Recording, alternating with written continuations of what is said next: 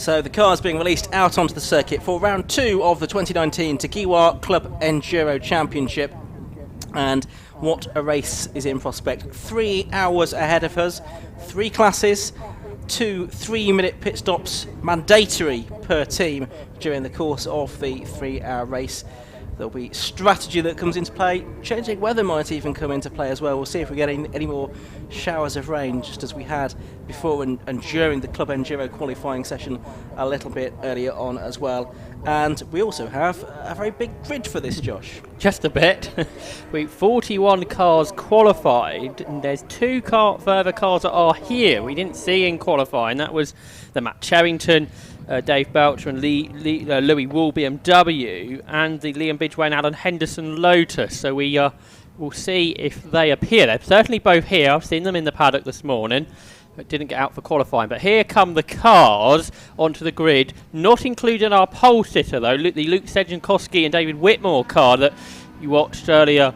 Got pole position now. I just wonder if they're late to the assembly hour. Yes, they are. They're the last car to come out. So they should, or one of the last cars to come out. So they should take their spot onto the grid. And already we've got one into the pit lane at the end of the assembly lap, and it's a significant one too, because it's Matt Maxted in the Class B pole position winning car, the BMW E36 M3, number 83, has gone straight down the pit lane on the opening lap. So the 2 pole position cars may not be starting from the track by the looks of it, Josh. Yeah, I've seen that the Tchaikovsky car now has come out, so it should be able to retake its position, because we've seen other cars do that, and actually the Marshal's just letting that happen, I think, in a moment or two. So a lot of teams being very late to send their cars to the assembly area with that threat of weather that has been mentioned all day long.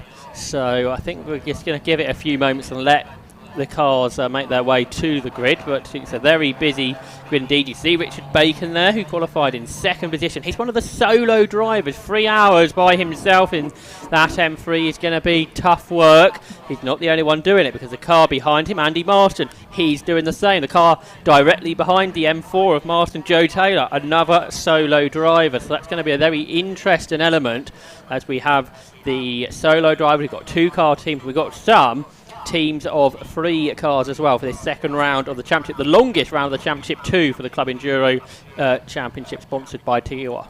One thing to mention, we heard towards the end of the qualifying session from Pip Hammond and Gavin Johnson, the drivers of the number 72 Lotus Elise S2. They actually are going to be planning to start from the pit lane. They're not going to take up their position on the grid. They will be getting from the pit lane rather than from their qualifying position of 34th. So I guess, of course, with a 3-hour race, that's not going to make too much difference anyway. Just be good for them to get out there, won't it? Yeah. For sure. So 3 classes, if you weren't with us for that qualifying session and haven't seen this before, 3 classes in the 750 Motor Club Enduro Championship, based on to power to weight ratio that evens the each category out amongst each car in that class. Very much different cars in the class. You can see here we've got the BMW M4, a big engine car, but very heavy, and the Lotus Elise directly behind it, not with the big engine, but a much lighter car, and the power to weight equals the cars out and makes them very close in qualifying. And a good example of that is the top 5 cars in qualifying were separated by just 7/10 of a second. The same thing happens in Class B and C too. Yeah, talking of Class C, that was headed by the winners of Class C in the opening round of the championship at Donington Park, wasn't it? Andrew Lightstead and Imran Khan, who I think lead the overall championship by a point, because they also picked up the fastest lap at Donington Park, but they put their car on pole position with 14th place overall, and a few cars between themselves and the Ben Highland for Lindgren car. But that didn't come until the last lap of the session too. On the screens though, we can see discussing the Class B pole sitters, Matt Maxted and Ben Salmon, with whatever their issue is. I'm sure Andy McEwen will be on the case to find out what is going on there with the Class B pole sitters, as they've done a great job to qualify 8th overall, only 1.5 seconds off the overall pole position time too.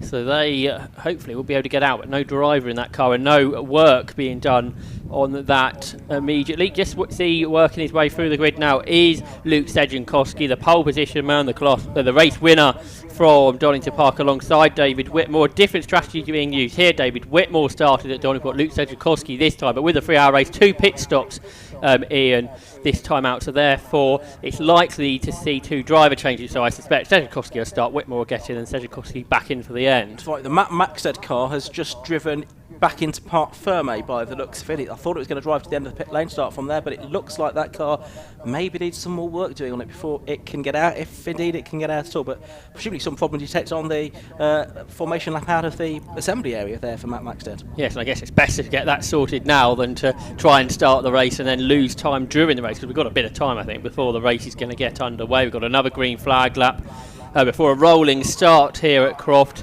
for this 3-hour race. The 750 Motor Club safety car sitting in front of this fabulous grid of GT and touring cars and production cars too. You get a real mix here of home built cars from production spec, leaving them in production spec in some cases, some actual road legal cars here too as well, which we will speak about during the 3-hour duration of this race. Plenty of cars to talk about, 41 cars qualified here this morning. Hopefully we'll get at least that started. I don't think any of those cars that didn't qualify are here making their way to the grid, unfortunately, though. No, and looking at it, the last car on the grid is the car of Tom Rogers and John Griffiths in the Renault Clio Cup. They had their own dramas in qualifying and only managed 5 laps altogether, so they'll be hoping for more and better things once the race gets underway. I suspect some of the drivers that have been sitting at the front there for a while may be getting quite warm, mightn't they? Especially those drivers that are thinking they've got to drive these cars for 3 hours coming up very shortly. Should we speak about the pit stops, Ian, for those who haven't watched the series before? It's going to be slightly different to Donington Park as well, isn't it? Because there are a minimum of 2 mandatory 3-minute pit stops that must be made during the course of this 3-hour race. Drivers, when they're in the pit lane, have to keep to no more than 60 kilometres per hour, which is so slow. You don't realise just how slow that is once you get out there. There are 3 drivers as well that will be picking up some penalties, or 3 teams that will be picking up some penalties, and that is because they've got professional drivers amongst the ranks. It's worth mentioning who those are. So that's the number 16 team, the Seat Supercopa, John Gardner, Paul Huxley and Rob Smith. They have an extra 30-second stop-go penalty that they have to serve during the course of the race. They've got the British Touring Car Championship driver Rob Smith on board in Class B. Nathan Harrison, Martin Buckland and John Barnes, the GT driver, they will have a 30-second stop-go penalty in addition to their 2 mandatory stops as well. And Ben Highland and Phil Ingram, who we heard from a little bit earlier on during the course of qualifying, those 2 have a penalty in their Class C Giannetta. That's the number 40 team. So a few moments just to get the car sorted onto the grid. I think the problem with some of them being a little bit late to the assembly area was that they couldn't all get fully sorted into the right order. So there's just a little bit of shuffling being done very expertly by the start line marshals down here at Croft before we can get underway for this 3-hour TEGIWA Club endurance race. It's going to be very interesting over the course of the lap here, where some of the big power cars are quicker down towards Tower, perhaps on the run up through the Jim Clark SS2, then the lighter, more nimble cars quicker, like through the hairpins behind us, through the complex. And actually, in fact, some of the Class C cars might actually be quicker than the big cars, actually around the hairpins at the end of the lap here, and therefore may not want to get lapped until after that, so they don't lose any time. It's going to be really interesting because it's not the easiest of circuits to pass people, therefore to lap people, and of course over a 3-hour race that's absolutely crucial. There's going to be lots of lappery throughout the 3-hour duration, and therefore tactically finding your way past the traffic is going to be very exciting to watch, particularly with how competitive it was in qualifying. As I mentioned, 7/10 of a second between the top 5 overall, and that's not really anything at all, is it, over a race like this? Lots of other elements are going to come into how you win this. Worth just having a quick look at who the start drivers are going to be for some of the leading cars out there. So we've mentioned that Luke Tchaikovsky is going to be starting the pole position car. Carl Swift will be starting the car that starts 4th on the grid. That's the Honda Civic before he hands over to Rob Baker. That's a pretty evenly matched driver lineup, as we mentioned earlier on. The Seat Supercopa number 16, that is going to be started by Rob Smith, the British Touring Car Championship driver. He'll be back here in a couple of weeks for the British Touring Car Championship round here at Croft Circuit. There you can see the car that's scheduled to start from the pit lane, number 72, Pip Hammond, on board the Lotus Elise, which he'll hand over to Gavin Johnson for the second half of the race, but the TWP team getting the car ready. We get the 1 minute board now because I think the grid is almost shuffled into order. So the green flag lap will be underway very shortly. Just to carry on telling you about start drivers, we've got Rob Taylor starting the number 46 E36 Compact that will hand over to Will Ashmore. Matt Maxted, who we think now will start from the pit lane, will hand over to Ben Salmon. Chris Brown will start before handing over to son Micah Brown. In the number 11 BMW M4, and it'll be Colin Gillespie starting the Class B BMW 1 Series before handing over to David Drinkwater as the safety car pulls off and the cars head off onto their final green flag warming up lap ahead of this 3-hour TEGIWA Club Endurance race, which will feature a rolling start. So let's have a look at the grid then. And it is Luke Tchaikovsky that will start the car on pole position. Alongside him, Richard Bacon's BMW. It's Andy Marston in another BMW. He was victorious in was on pole in Motorsports yesterday. And Carl Swift is alongside him in the Honda. Joe Taylor in the Lotus. Next to him is Rob Smith in the Seat. Row 4, you've got Rob Taylor in the BMW Compact. And starting from the pit lane now, we've Matt Maxted in the BMW E36. Row number 5. On the inside, you've got Chris Brown in the BMW M4 and Colin Gillespie in the 1 Series, another of the Class B cars, the first Class B car actually on the grid indeed. Darren Ball starts on his own, starts running for all 3 hours on the inside of row 6. Next to him is Martin Buckland. Lance Gould starting the Porsche Cayman on row 7. Andrew Lightstead starting the first of the Class C cars. That is also on row 7. Luke Schlevitt starts the Class B Golf GTI before handing over to Andy Bailey, and it's Oliver Crease starting the Exige on the outside of row 8. On to the 9th row, and it'll be Brett Evans going solo in the Mini, Phil Ingram in the Ginetta G40 starting that one. The Class B winner from Donington Park, Steve Cheetham, lines up on the 10th row. Alongside him, Lee Piercy in the BMW 328i. Julie McBride and Rob Taylor starting the cars on row 11 of the grid. Michael Downey going solo, and then Charlie Dark starting the Polo on the outside of row 12. 13th row, you've got the car of the Cows, and it's son James starting that one, the Mazda MX-5, and alongside him is the M3 Cup champion Tom Collar. Row 14, you've got Sam McKee starting the E36 328i before handing over to Adam Meeland. Alongside him, Danny Hobson in the Honda Civic Type R from Class B. On the 15th row, Luke Handley going solo in the Civic, Steve Dolman handing over to Paul Sherd in the Mazda MX-5, and on the next row is Ian Anderson in Ginetta and John Munro's MX-5. And further towards the back, we've got Ivor Mayers, who'll take over from Andrew Waters, who starts that car. Pip Hammond starts from the pit lane, of course, rather than being on row 17 of the grid.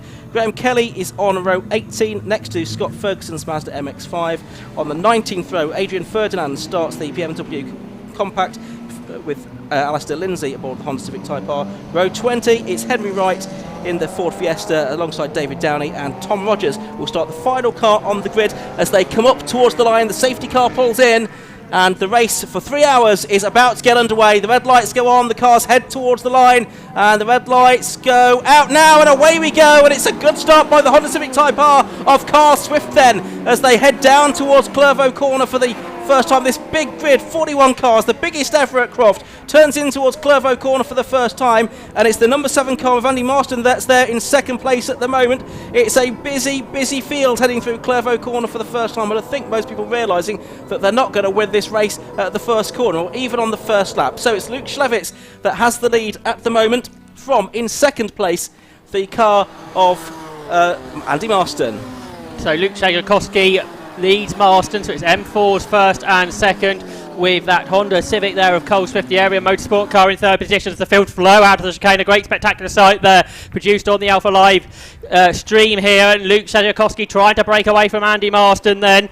And you see the little Lotus of Joe Taylor there up in fifth position. Much smaller cars than the cars in front, and here comes Cole Swift looking up the inside of Andy Marston. Couldn't quite do it into Barcroft. Joe Taylor's trying to do similar to Richard Bacon, goes up the outside as Taylor goes a bit wide, though. Richard Bacon was also sideways at the start of the race through Clervaux, but he held on to that okay. Sixth position there, Rob Smith, the BTCC driver, just going through the Class B leader, Colin Gillespie, so he's got to the front of that category. There's Class C cars right together, nose to tail, but it was Andrew Lightstead holding on. Into the complex at the end of the first lap they come. There's some side-by-side action. That includes our Class B leader, Colin Gillespie, but he's got a car or so between him and the best of the rest in that category, and the rest of the field flow through their side-by-side action because Joe Taylor's getting the better of Richard Bacon, but the BMW with more power gets away. And there's a fire on board the number 16 Set Cooper of Rob Smith as well. That car absolutely in flames as it heads down towards Clervaux Corner for the second time. I think Rob Smith must have realised that something is seriously amiss now, because he is pulling off onto the, well, he's not pulling off to the right hand side of the circuit, but he's trying his best to keep out of everyone's way. Lots of flames. I think they've just about blown themselves out though, Josh. Yes, there's too many cars alongside him to pull over there. Yes, there's still a light, isn't it? Just on the exhaust, possibly. It's scorched the bodywork as well, unsurprisingly. Indeed, there's a marshal post here. And I think, yes, it's pulling off to that post indeed. And it's nose to tail up front for second place, because Andy Marston under pressure from Colesworth. Richard Bacon did get back ahead of Joe Taylor for fourth position, by the way.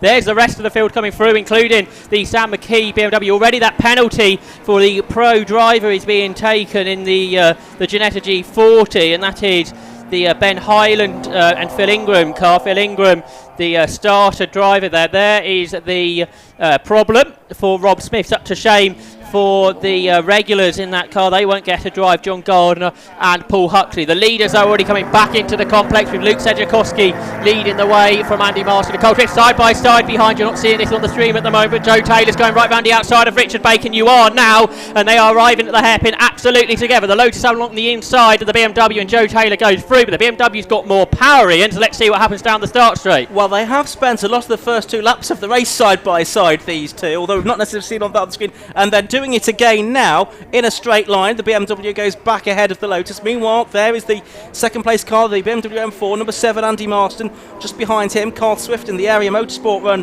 Honda Civic, with Carl Swift and Rob Baker, 2 Civic Cup champions on board. Joe Taylor there in 4th, Richard Bacon in 5th, and the car of the Gauls, the Porsche, is in 6th position. Class B currently being led by Colin Gillespie, and Class C being led by Andrew Lightstead and Imran Khan. Is Cole Swift going to challenge for second? No, not quite. He was very close to the back of Andy Marston's car. So the Autobahn M4 ahead of the Area Motorsport Civic as they run their way up towards the Jim Clark S's. Class B, that's continued to be led by Colin Gillespie. He's 3 seconds ahead of Steve Cheetham, who won last time out at Donington Park. And third position is Luke Slavitt starting the Volkswagen Golf. In Class C, it's nose to tail there between Andrew Lightstead and Lee Piercy. A couple of BMWs, and third in that class is Sam McKee. We've had an accident for one of the Ginettas there. Quite a heavy off for the Amanda Black, and her teammate starting that car, Ian Anderson's put it heavily into the tyre wall. And into the pits as well. We've got the Polo, haven't we, that had problems in qualifying as well. It actually didn't qualify too badly. That's the Jay Dalgano and Charlie Dark car. That's heading into the pit lane. I wonder if that's at Sonny for the Ginetta. Can't Safety quite tell. Car is out, unsurprisingly. It's at the first corner. We can't see it from our commentary box, so I think it must just be on the left-hand side of the circuit, which is just out of our view from the commentary box window. Into the pits comes the third place car, Cole Swift. We heard this from them earlier on. They've got enough fuel potentially to do all 3 hours. Yes, it's the exit, isn't it, through Hawthorne, where Ian Anderson's hit the tyre wall heavily in that Lifetime Racing prepared car. Dan Eaglin hot-footed it up from Snetterton yesterday to look after this car here today, and unfortunately it's only lasted a couple of laps. With the first pit stop of the race being done then for the Cole Swift and Rob Baker pairing. They reckon they can do the race on one stop, so therefore they on one tank. Therefore, they can make their 3 minute mandatory stop while the safety car is out. Another car with a similar idea, Ian. Yeah, into the pits. It's also starting to rain out there as well now. Is another factor to take into account. So the car that's coming in now is the number 19 car. That is the car of Nathan Harrison and Martin Buckland, isn't it? But that also is got Jonathan Barnes on board, so is that just coming for its 30-second stop-go penalty? They've not gone to the penalty area, I don't think. But also in car number 12, that's Tom Rogers, the Renault Clio that he shares with John Griffiths. So 3 cars have opted to make this early stop. So the most major of those, of course, is Cole Swift. I think Ian's going to attempt to keep an eye on all of these. This will go out of the window very quickly, Josh. It's a very busy race, very confusing race. Now, they are counting down the 30 seconds there, I think, aren't they? So I think that is the penalty that they are serving in that Nathan Harrison car, the car that's actually been started by Martin Buckland. And that makes sense to serve that penalty as it goes back out under a safety car. So you just lose the track position, therefore drop to the back. There's Rob Baker Baker standing in front of his area motorsport Honda Civic that Cole Swift is aboard of. Cole Swift, the current TCR UK Championship leader, back in a Civic this weekend.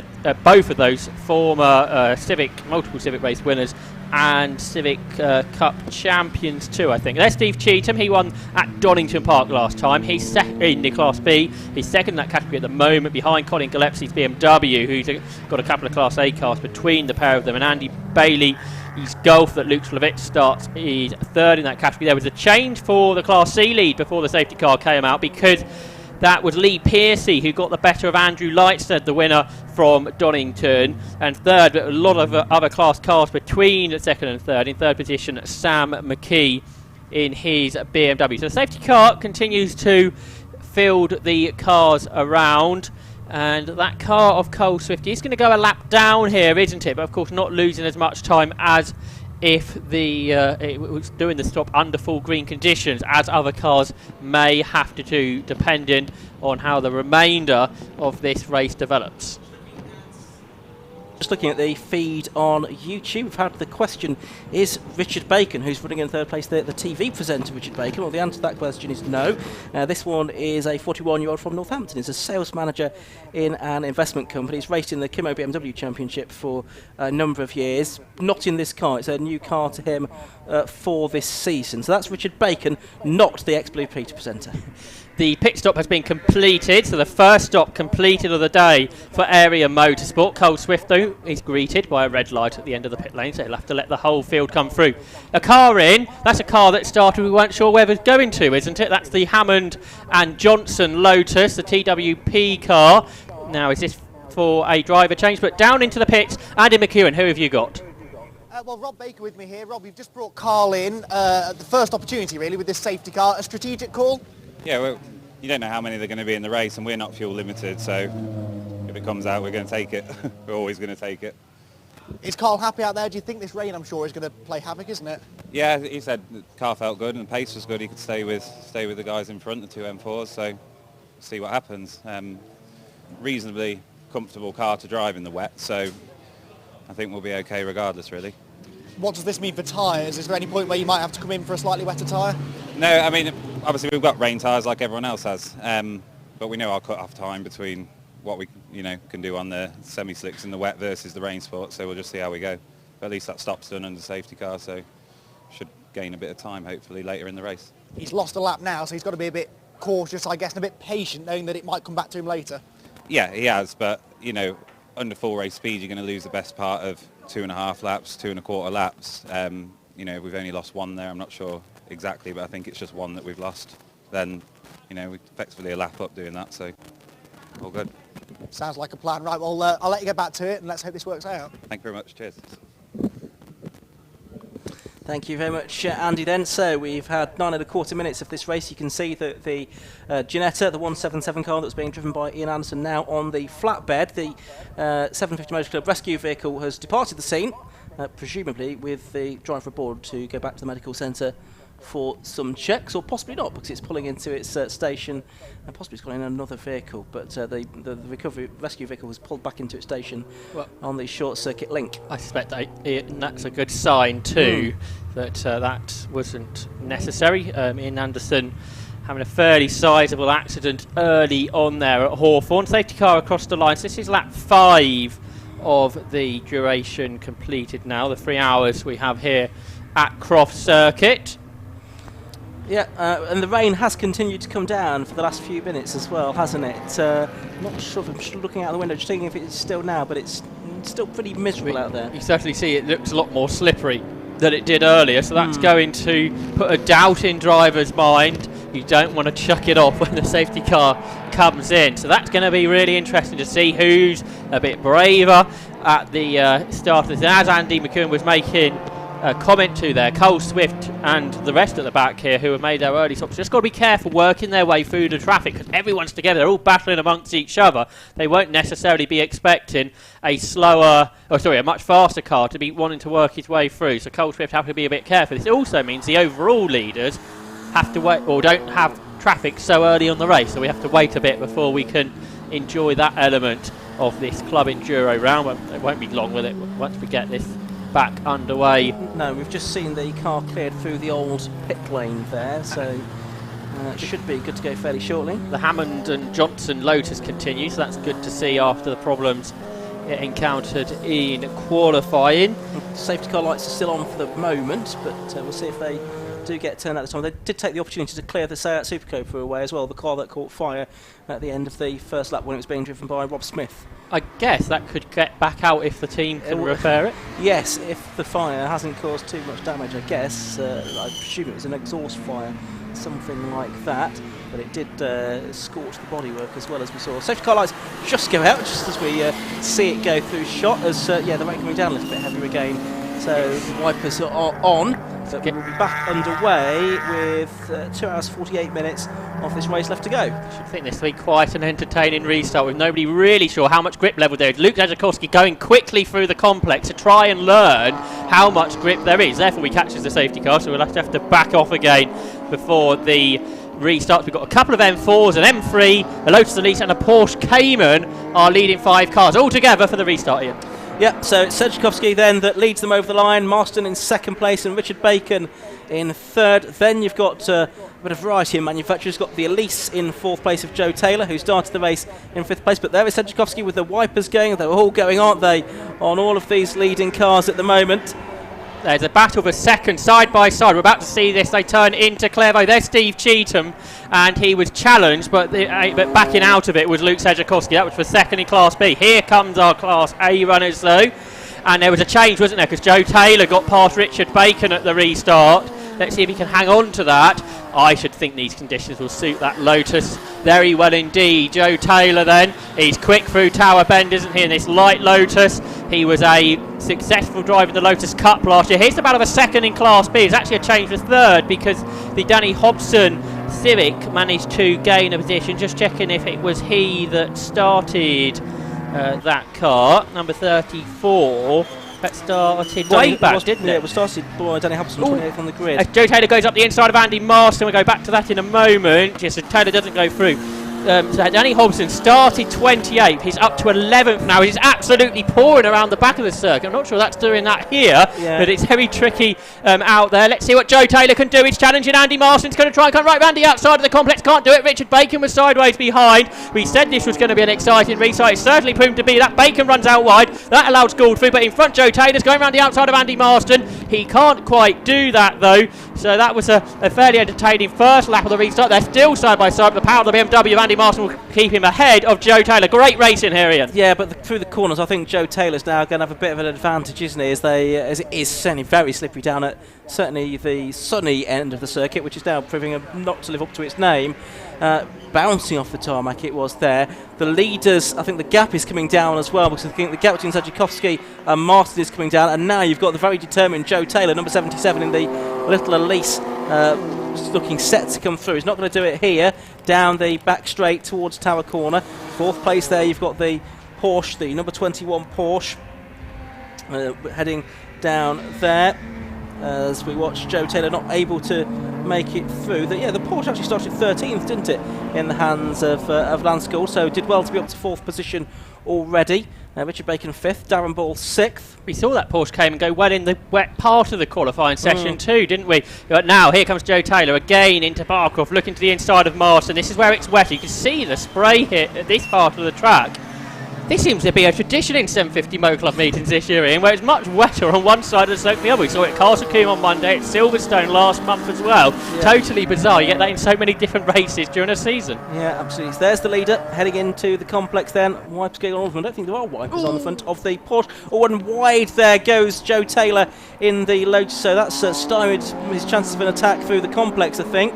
Then you've got the 21 Porsche Cayman just in behind. Then Bacon and the orange BMW out of the hairpin they come, and at the hairpin he has done it. Joe Taylor has gone through. Now is he going to be able to hold it? Of course he's not, because Andy Marston in a straight line so much quicker, and before they'd really got to the finish line he was back in front. So Marston there in second place, Taylor in third, but I don't think we've seen the end of this fight. They're both about a second and a half behind the leader Luke Tchaikovsky. Lance Gould is 4th, Richard Bacon 5th, Darren Ball is 6th, and then you've got the first of the Class B cars. That's Colin Gillespie in the 1 Series. Chris Brown is 8th.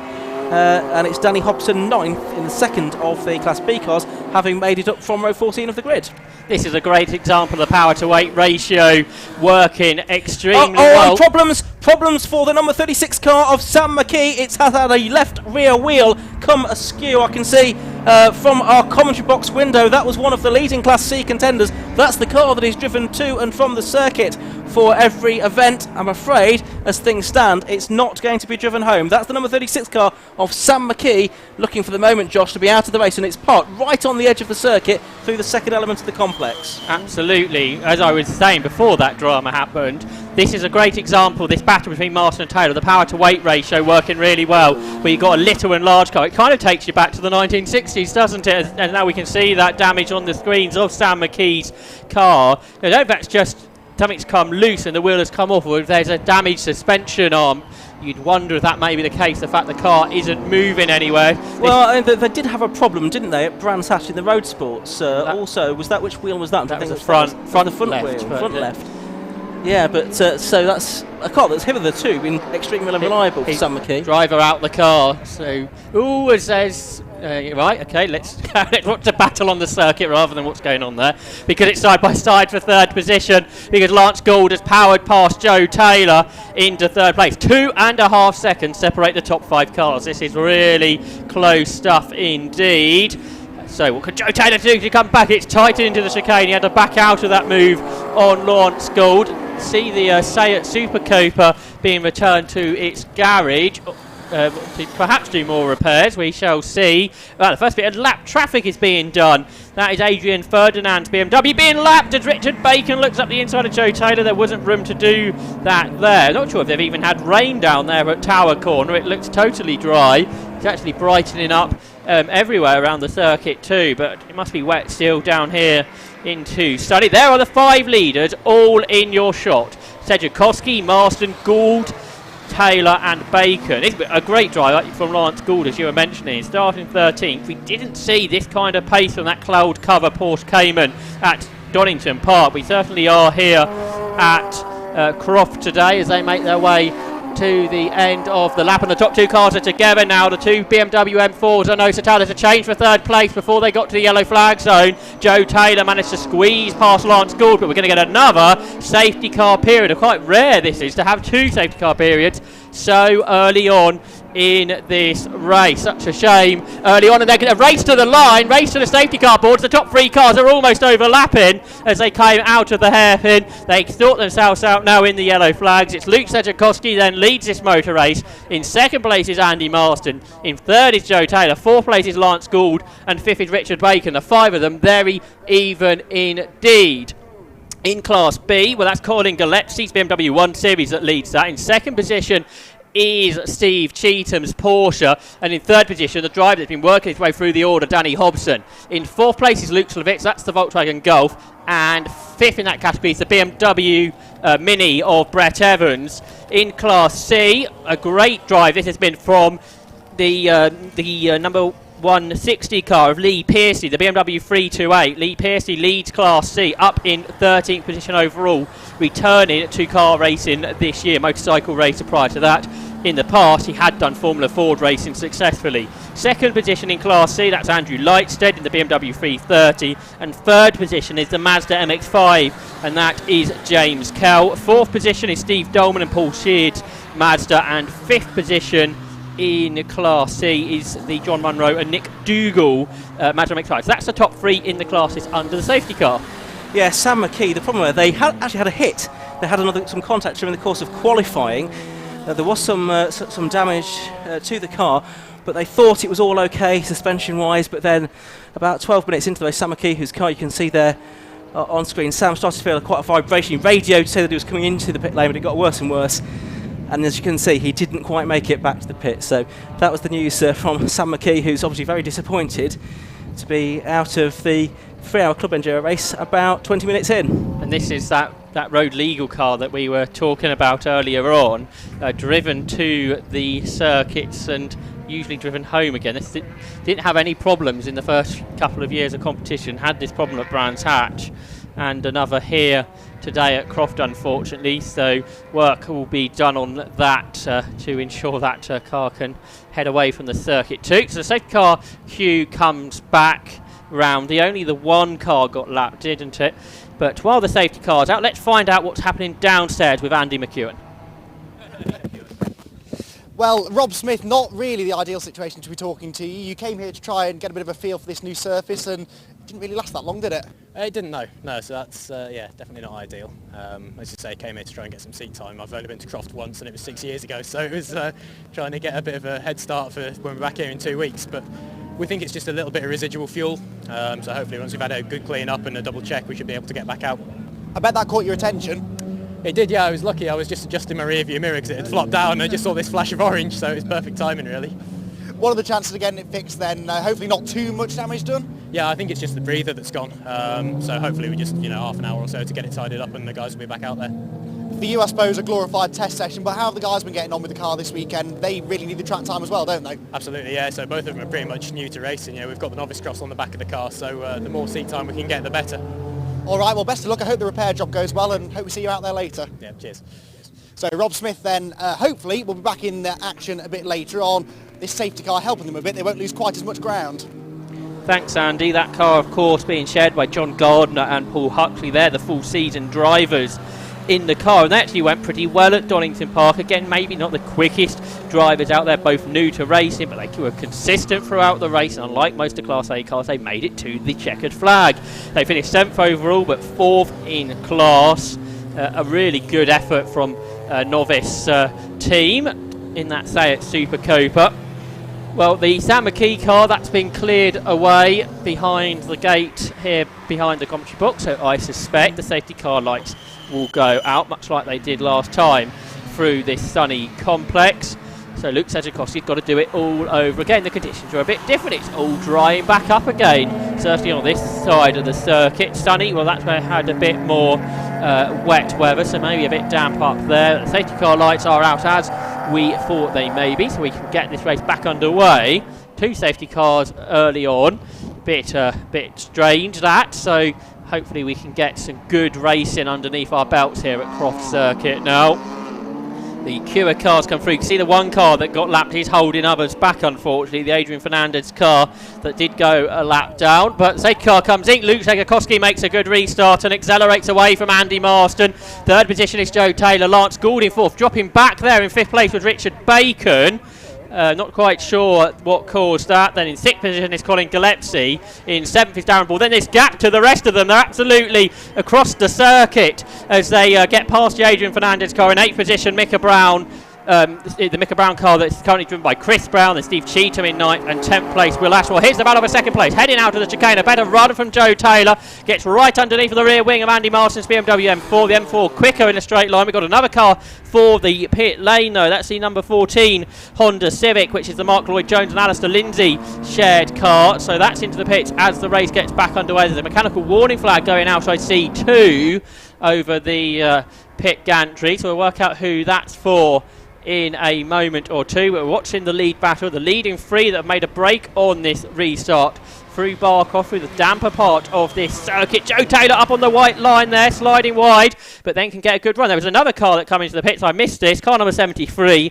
That is John Munro and Nick Dougal, who are trying to potentially make the most of the safety car, but it didn't last as long as they may have expected. Just looking up the Jim Clark S's there, and that's Cole Swift swooping his way through the order, trying to gain positions, but through the complex, here come the leaders, and Joe Taylor once again is going to get alongside Andy Marston. Is he up towards the hairpin? He's up on the inside. This time Marston tries to shut the door. Joe Taylor keeps coming though, and the 2 cars are side by side, and through goes Joe Taylor into 2nd place, but Andy Marston may well fight back on the run up towards Clairvaux as that BMW M4 gets going. That's one of the heaviest cars on the grid into the Marston car, but therefore the car with the biggest engine, and it goes through into 2nd place. So Andy Marston back into 2nd, so Joe Taylor wasn't in that place for long. Now we've got a stop and go penalty board being shown to one of the teams.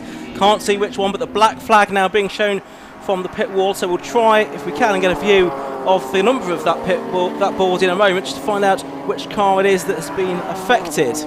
Joe Taylor there now being attacked by Lance Gould in the Porsche as they head up towards Tower Corner, and it looks like Gould has made it ahead there, so Joe Taylor was challenging for 2nd position.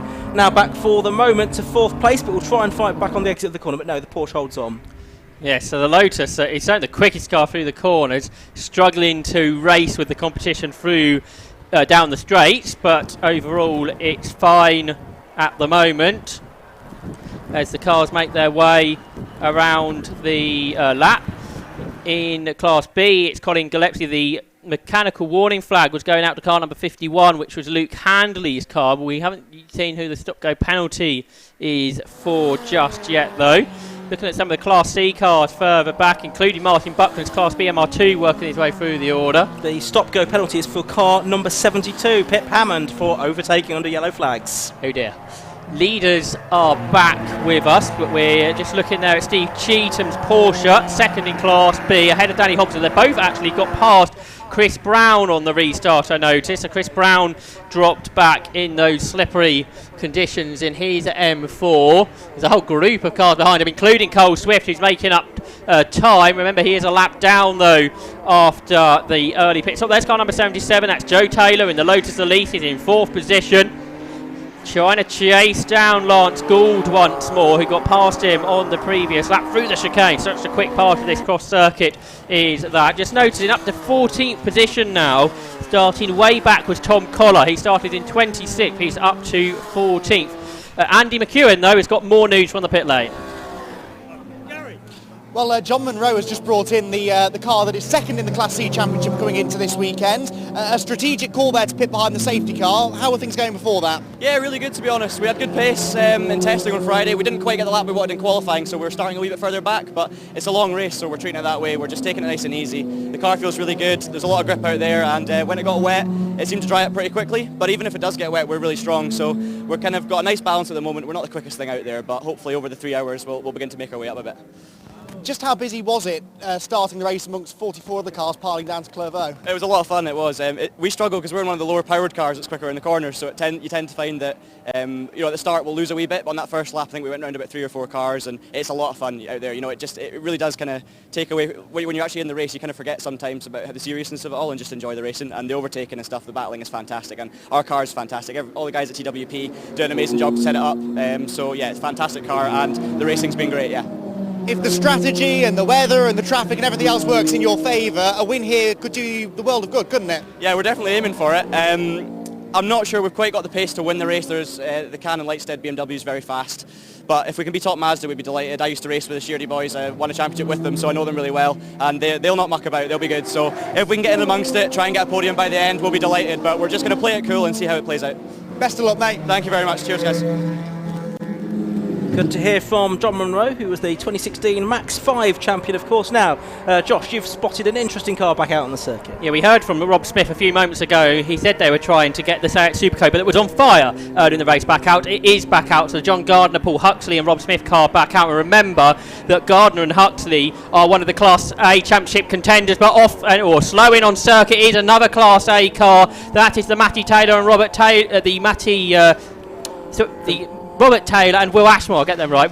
And off the circuit goes Richard Bacon into the tyre wall. So Richard Bacon makes a mistake and has crunched his BMW M3 into the tyre wall. So many mistakes and issues at the beginning of this race with these slippery conditions. And Richard Bacon, who was in 5th place, dropping away in fact from the leading 4, has gone off at Sonny and has hit the tyre wall. There was one car into the pit lane, Ian.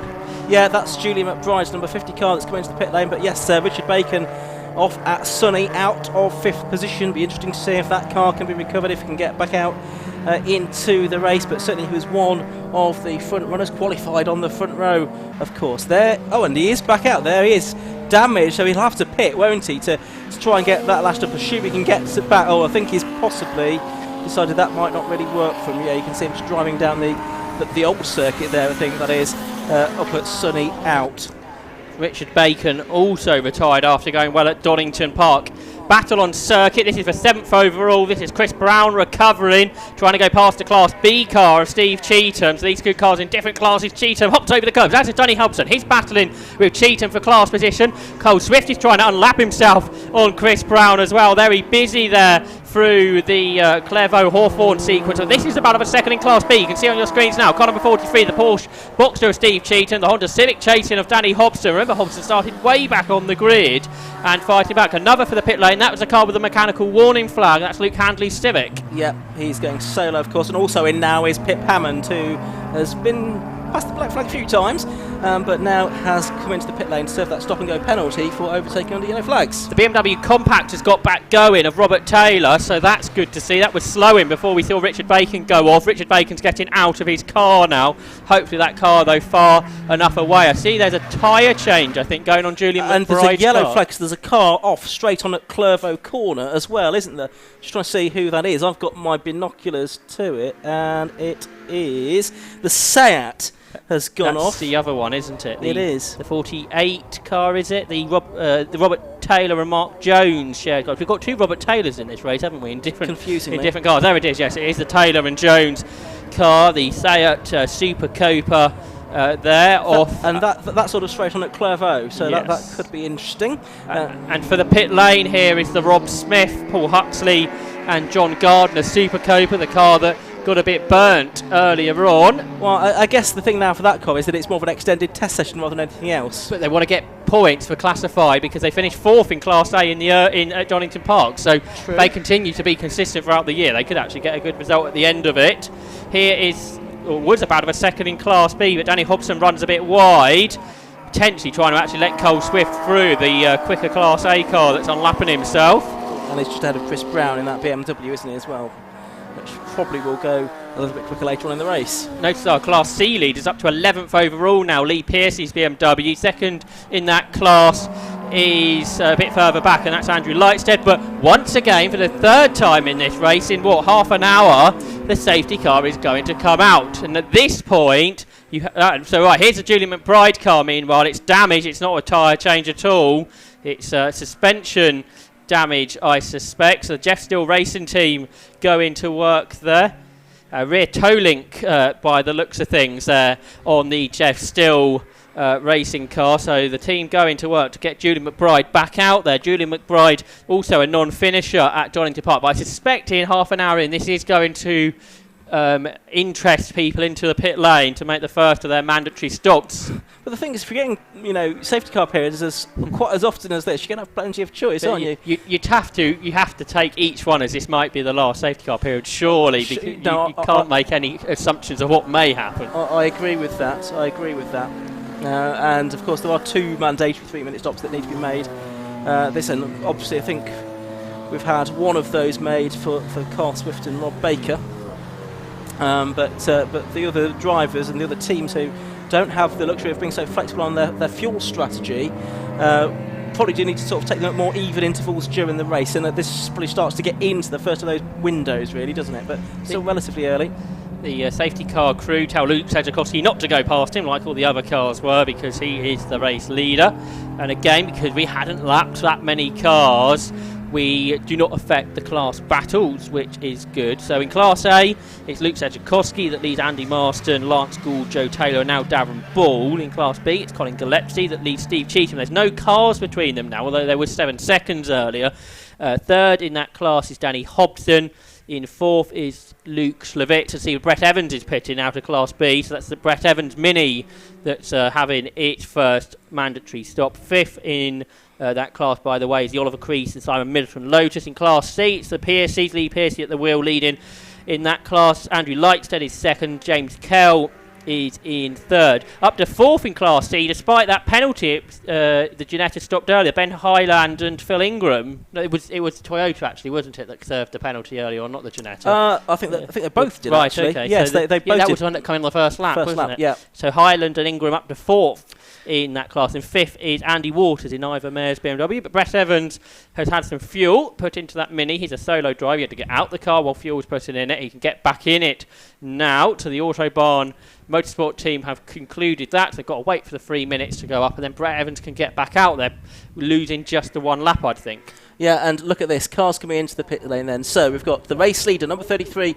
Luke Tchaikovsky, coming in. We've got number 7, Andy Marston from 2nd place. We've got number 72, Pip Hammond. We've got 25, Darren Ball, who was in 5th place, also coming into the pit. So quite a number of leading drivers coming into the pit lane, and it's a very busy pit area already. Yes. There's the TI Motorsport team then. So Luke Tchaikovsky gets out of the leading car. David Whitmore stands by, but the TI Motorsport car team have got to fuel that BMW M4 first of all. The TEGIWA liveried car then being fueled up. The BMW M4, you can see the 25 litre fuel can going in, or as much of it as possible, because of course I haven't used that much fuel. They've only done 19 laps of this circuit, and a lot of that was under slower conditions, so they shouldn't have used too much fuel early on. You can see the fuel going into that car. Therefore, Lance Gould takes the lead of the race. In second place is Joe Taylor. In third is Colin Gillespie, the Class B leader. Fourth is Steve Cheetham. Cole Swift is about, 7th or 8th in the queue. He could unlap himself here. He could. And then things could get interesting if it happens again, what's happened 3 times already in this race. But the clear-up we noticed there had almost been done up at Clairvaux for the Robert Taylor and Mark Jones Seat Leon Super Copa, so hopefully the safety car will be in at the end of this Lapin. Yes, safety car light's still on for the moment though, as it makes its way through the Jim Clark assist towards Barcroft. So Cole Swift is going to pass the Tchaikovsky and Whitmore BMW here, isn't he, as well as the other cars that pitted. Yeah.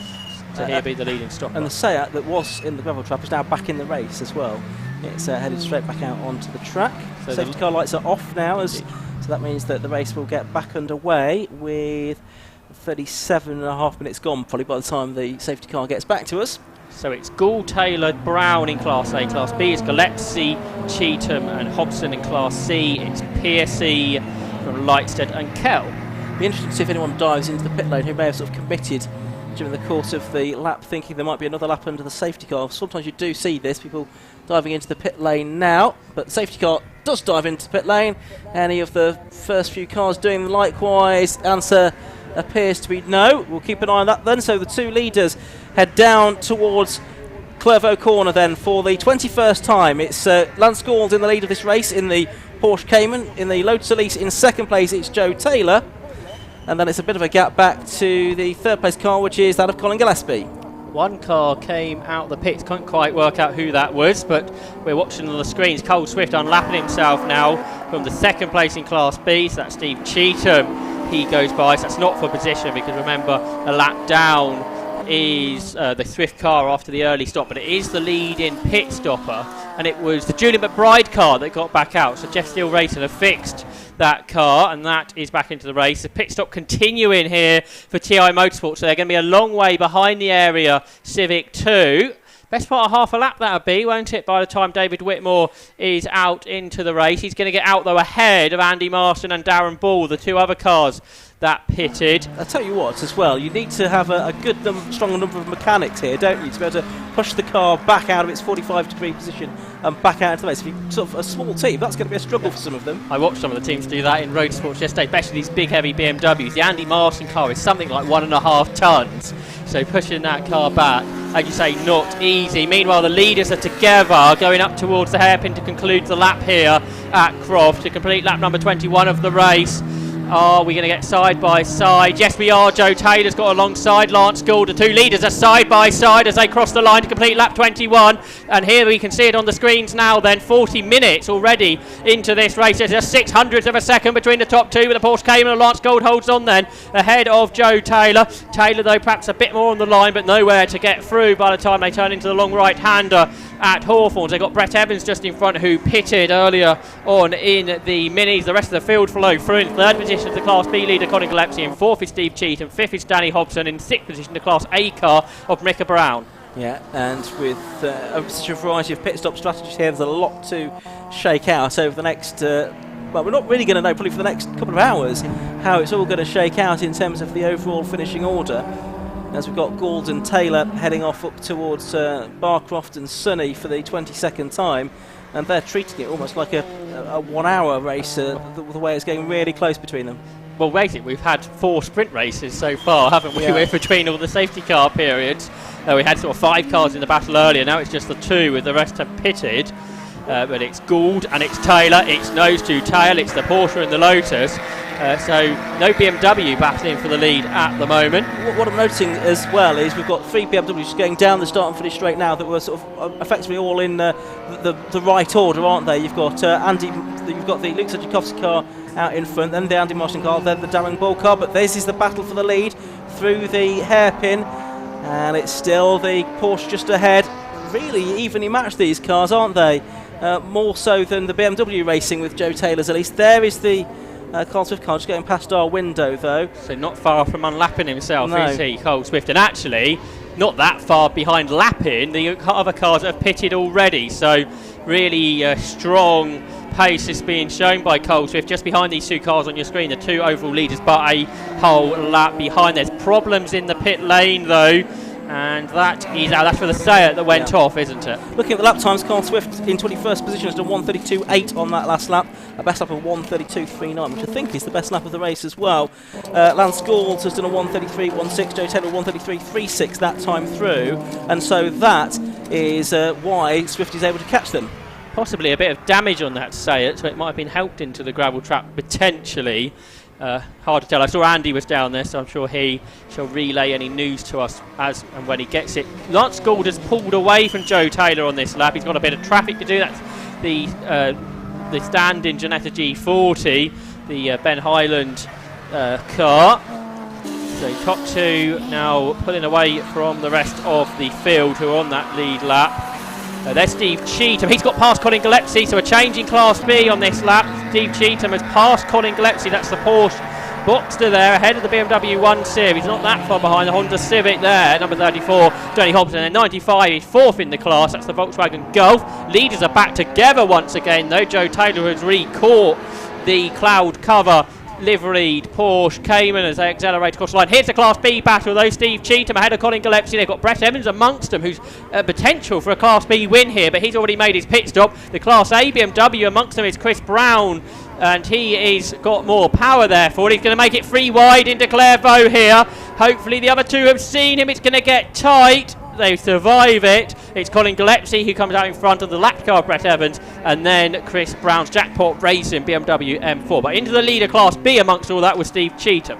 Yes, so Steve Cheetham, and he actually started 19th on the grid and actually well down in the Class B order, so it's been a good comeback this from Steve Cheetham, the man who was on the overall podium as well at Donington Park in the opening meeting of the season, winning Class B, of course, finishing in third place overall. He's another driver that's going solo in this one, so a real test of his stamina. They're making their way up towards Tower Corner once again. We're now looking at Sonny.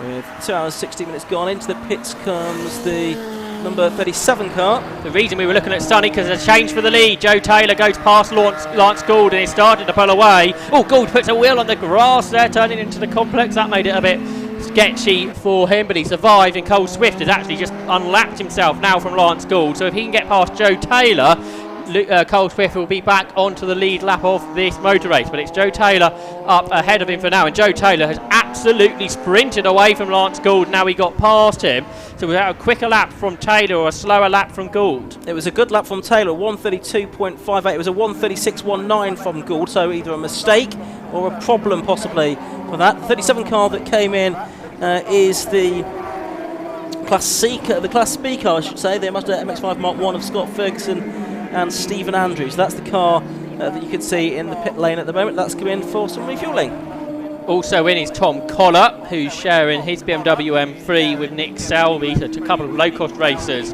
in that M3 that you can just see amongst the fire extinguisher, and they're also going to stop outside inside the top 10 was that car when it pitted. The Class B cars you can see on your screen. Steve Cheetham leading, pulling away now from Colin Gillespie. In third place Danny Hobson. In fourth position it is Luke Slavitz. And the next car on the order there in 8th position overall is the Class C leader Lee Piercy, going so well in the lead of that class ahead of Andrew Lightstead and James Kell.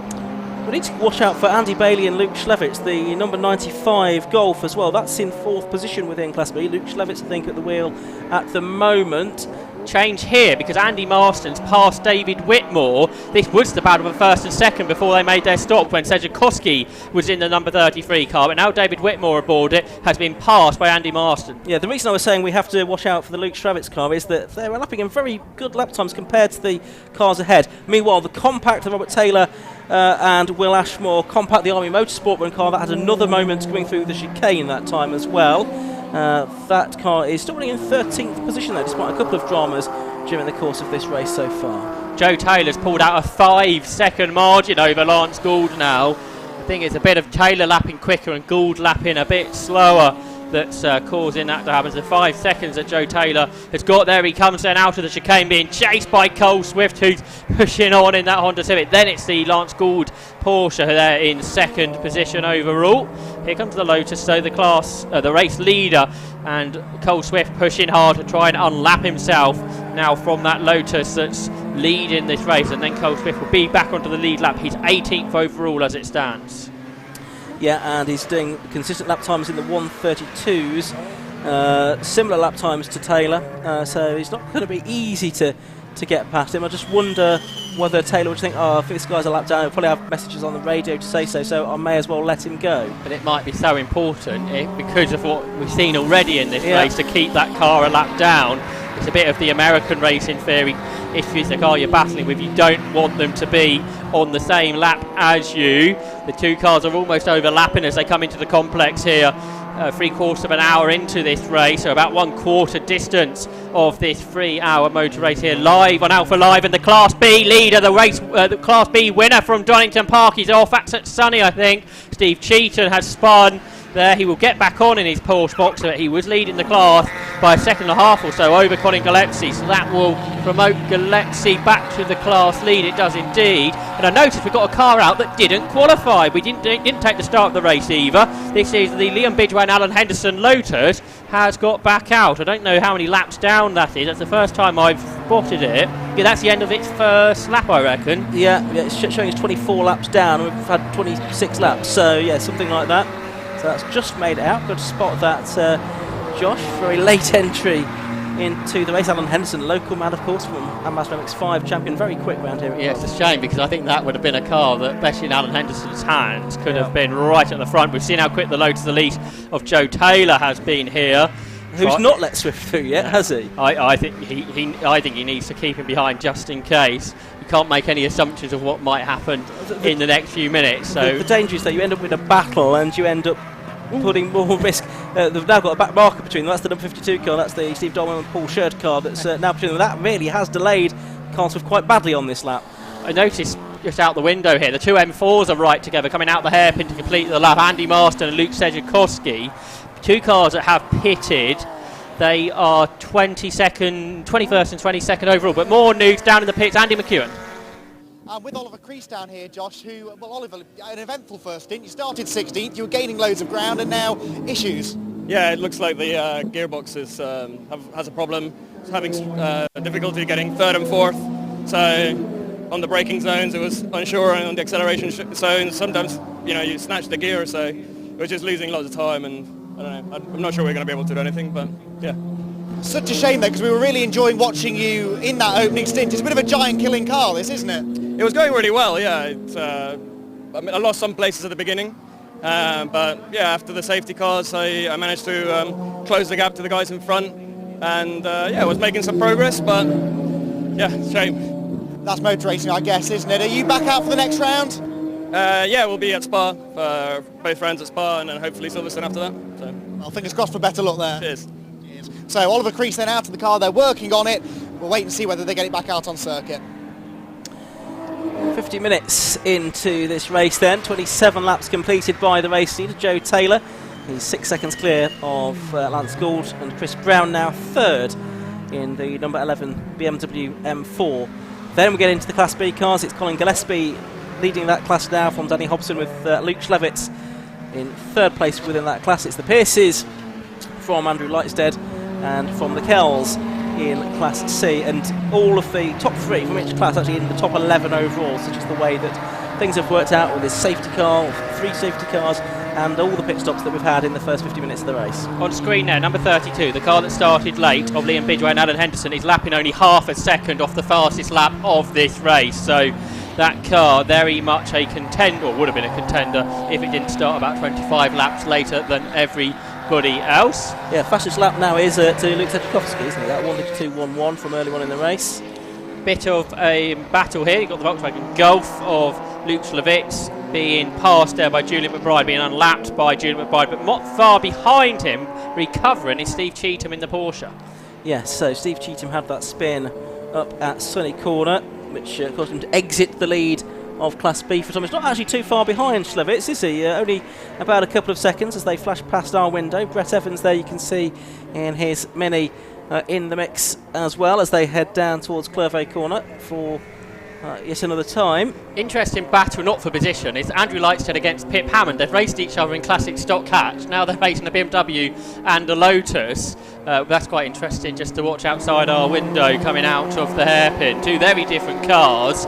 And they're both raced together in very much different to what they're in now. And notice also you've got the couple of M4s going round together, Andy Marston and Luke Tchaikovsky, who are battling now for 19th position. Look at all these cars heading down into Tower Corner. Those cars on lots of different laps here, including that Seat that was off at Clervaux to bring about the third of the safety cars, the number 48 car, Robert Taylor, Mark Jones, the white Seat Leon.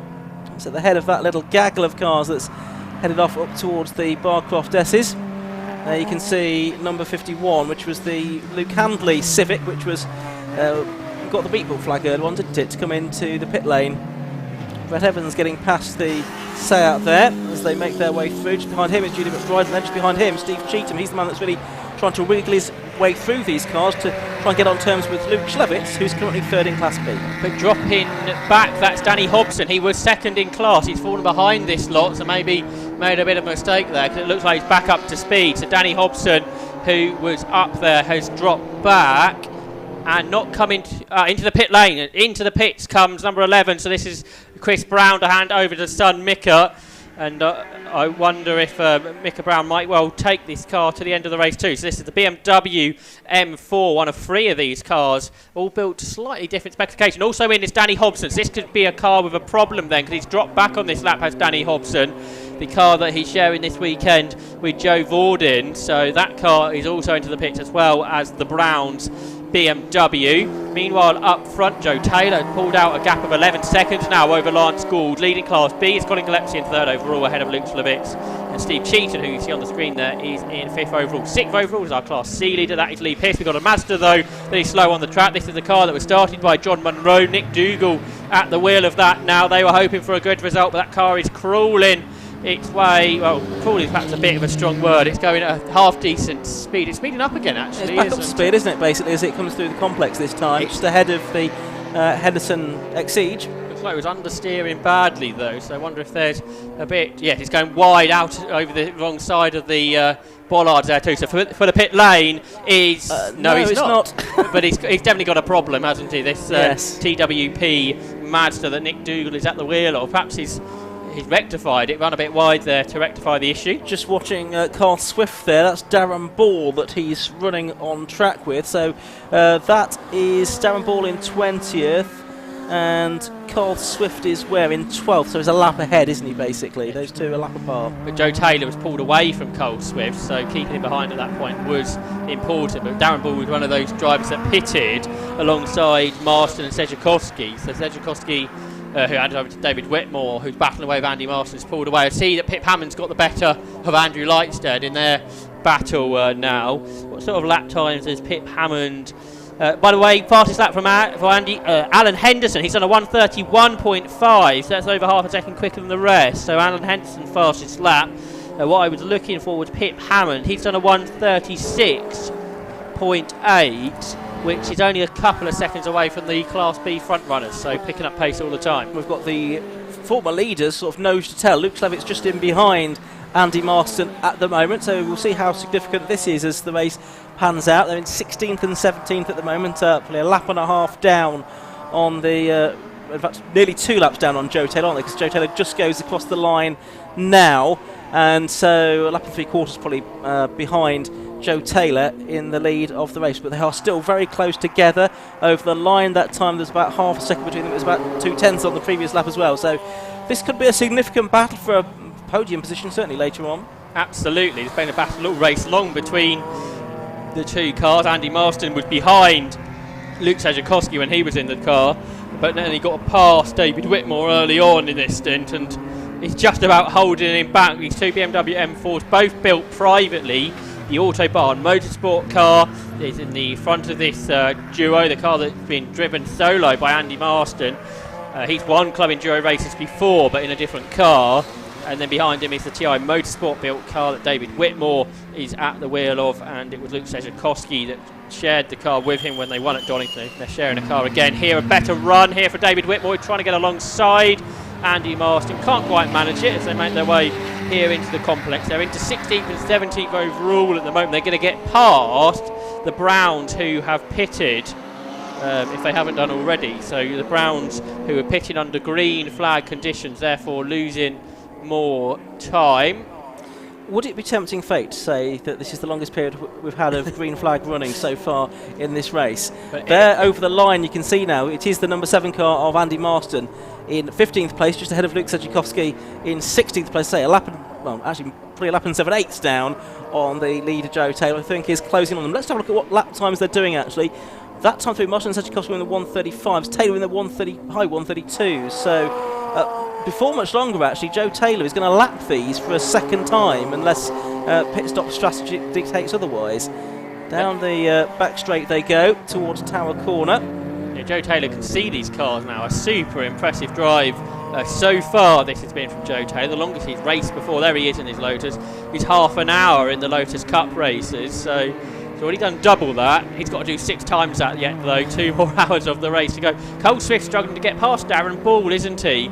And Darren Ball may be catching these other BMWs as well as they battle amongst each other. But more news down in the pit lane. Andy McEwen. We're waiting for a quiet moment. You've been waiting a while. I know. There's a lot of cars out there. Well, Chris Brown has just jumped out of the BMW down here in the pit lane. Chris, you were a bit out of breath after that stint. It was busy out there. It's very busy. There's a lot of cars for this track. It's one of the narrowest tracks that we've got. Not many overtaking places. Big mixture of weights of cars. So I was having a tussle with 2 lightweights that are much quicker through the corners, but then I can open the taps and get past them. And then they come straight back past again, and it was a real battle. Only my last 3 laps were clear, actually. You chose to pit a bit later than some others out there. Was that a strategic plan from the start, or did the safety cars affect your strategy? No, we thought about pitting on the 30, but decided against that because it's a bit too early. No, the strategy's always been a 45, 1.5, 45. That's why you've seen the full change of tyres just go on. We reckon losing, I think it was a little bit more than we reckoned. Lost probably about 40 seconds there. We should be able to make that up. These tyres will probably sit to the end. So is Mika going to have to manage the tyre wear now, or can sort of go flat out?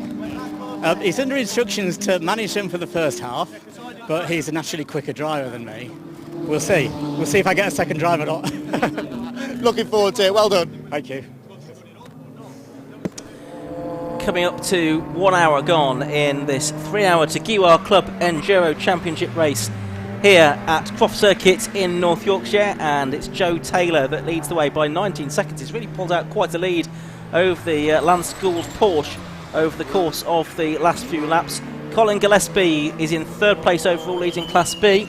That's for cars up to 240 brake horsepower per tonne. Class A for up to 300 brake horsepower per tonne. Andy Bailey and Luke Schlevitz at the wheel of car number 95 in 4th place at the moment. Steve Cheetham after a spin, he's in 5th spot. Michael Downey in 6th. And then you've got the 160 car. That is the first of the cars in the 180 brake horsepower class. That's Lee Pearce's BMW 328i.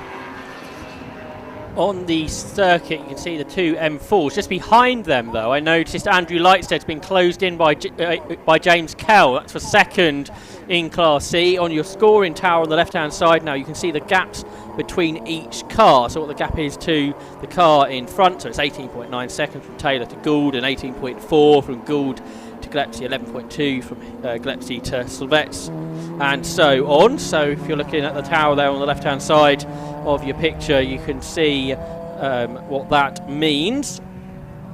Full live timing can be found through the 750 Motor Club website, though, if you want to have a more detailed look at that while you're watching this live stream, courtesy of Alpha Live and the 750 Motor Club here with this fantastic 2-day race meeting on the Croft circuit. Through there, the Renault Clio, car number 12. They're chasing number 40, Janetta. 12 is Tom Rogers and John Griffiths. The Janetta in front is Ben Highland and Phil Ingram. Yeah, that Tom Rogers car is up to 20th now. Of course, it started right at the back after only getting 5 laps in qualifying. So that's a good comeback to get back that far up the order. Again, pit stop strategy, of course, comes into play in these things, so it's always difficult to get a representative view of everybody's position, but that's been a good drive to get halfway back up the order at least.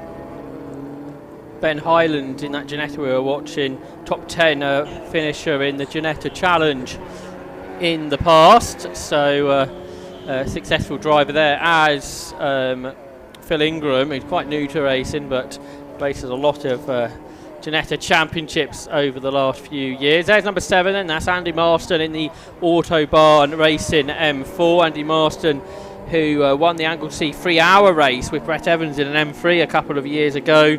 He finished 7th in this championship last year.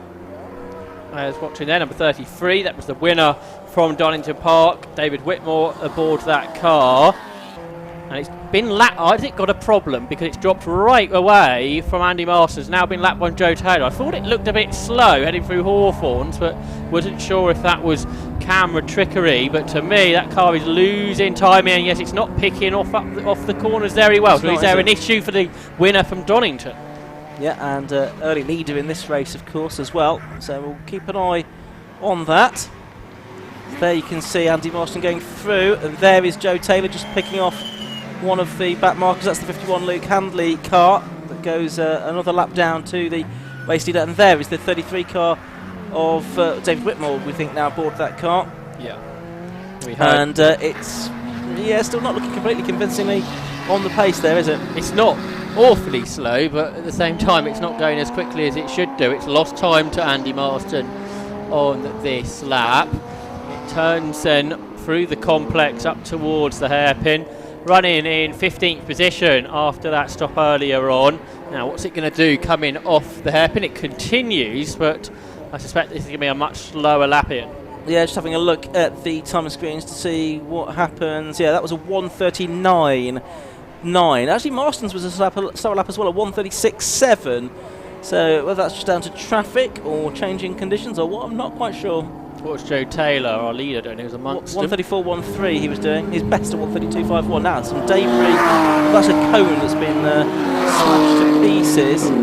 That's on the start and finish straight, so not quite sure how that happened. You see there's a cone in the middle of the track. There's a cone missing, is there, from up at the hairpin there? But yeah, not sure how quite that happened, but it has. Maybe someone was a bit wide and took the cone with them, and sort of fell to pieces on the start and finish straight. I noticed we've had a pit stop from Will Ashmore and Rob Taylor, so they're in at the moment in their BMW Compact, one of the Class A cars. So we're into the second hour of this 3-hour race, the longest race of the season in the 750 Motor Club Enduro Championship. Just heading there out of the chicane is the Nathan Harrison, Martin Buckland and John Barnes Toyota MR2, the car run by 22 GT Racing. Martin Buckland, the Class B champion of Sports Specials from a few years ago, and the safety car is coming back out again. Is that for that debris, I wonder, on the start and finish straight? And this is why Joe Taylor did not want to allow Cole Swift to pass him and go on to the lead lap. First car that comes in is the Ginetta G40 of Ben Hyland and Phil Ingram. Also in is the race leader, Joe Taylor. Of course, this will put Cole Swift onto the lead lap, won't it? Lee Piercy is also in, potentially to hand over to his dad, Jeff. He's the Class C leader. Pit lane might get very busy indeed. Here comes Darren Ball. This is his second pit stop, isn't it, in that E92 M3, because he pitted earlier on. Surely he can't go all the way to the end, though. So, well, we heard from the Air and Motorsport team that they didn't need to fuel the car, they didn't think, throughout the whole 3 hours. There is fuel going into that Darren Ball car. They could do 2 hours, I guess, from the end here, because some cars didn't refuel at Donington, did they? True. The Goulds are also in, as are the Kells. They were both second in their respective classes.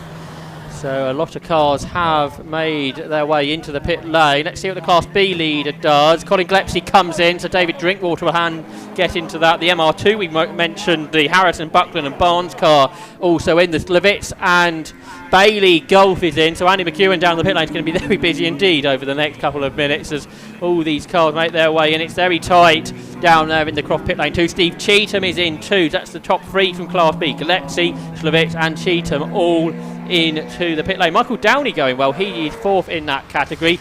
Also in the car that had the fire earlier, car number 16, the Gardner Huxley Smith car. The safety car trying to find the leader. All the leaders are in the pits, so that's going to be a bit confusing. But that's going to allow the other cars to go a bit quicker, which may lose more time for the cars that are in the pits at the moment. 3-minute pit stops then underway. There's the MR2, the 22 GT racing team, fueling that car next to our race leader, in fact, the Joe Taylor Lotus Elise, the Series 3 model on that. So the cars flow their way through. The Class C leader still, one of the Class C championship contenders still out there, the Lightstead and Imran Khan car, Andrew Lightstead at the wheel at the moment, but I suspect they will come in now, you would think. I wonder if Cole Swift will come in too, from what we heard earlier. Let's see. Swift doesn't, but Lightstead does. So Andrew Lightstead into the pit, one of the Class C winner from Donington Park, to hand over to Imran Khan. So that car makes its way down the Croft pit lane. The safety car is still letting cars through, as it's car number 76, Michael Downey, that's taken the lead of this race, as everybody else has pitted by the looks of things. And Cole Swift and Rob Baker go through to take the lead of Class A. And that car, the leading car, is halfway down the back straight, as the safety car is just heading up to Clervaux Corner, so it's got quite a lot of ground to make up to pick up the race leader. I presume that when they were told what the race leader was, it wasn't Michael Downey at that point. Well, this is the problem, isn't it?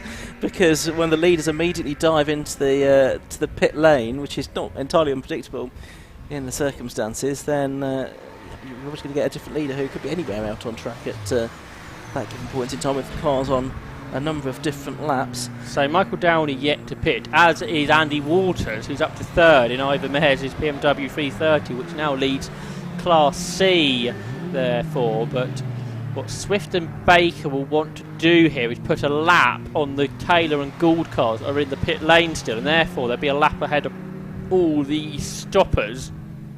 Now, has that cone been collected from the start and finish straight yet? There was plenty of opportunity to do it just then, and there wasn't too many cars around for a moment, but I don't know if that has been cleared away.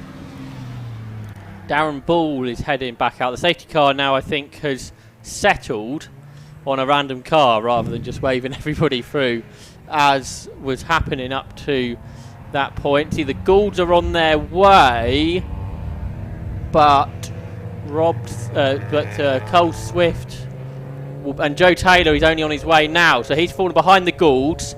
And whereas the Goulds ahead of the Swift Civic, they've come almost side by side. They had, so Lance and Alistair Gould have just stayed on the same lap as Cole Swift and Rob Baker's area Civic by, well, there's just one car between them, isn't there? And Joe Taylor's falling behind the Gould. So we'll work this all out when the safety car comes back in, Ian. Well, you say that, I'm not sure we will. It's well, we work out what the current order is at least. Well, it's Michael Downey leading, and I can see that he's heading down into Tower Corner at the moment. Actually, the safety car's not a million miles away from being in a position where it can then wave this next bunch of cars to then pick up Michael Downey.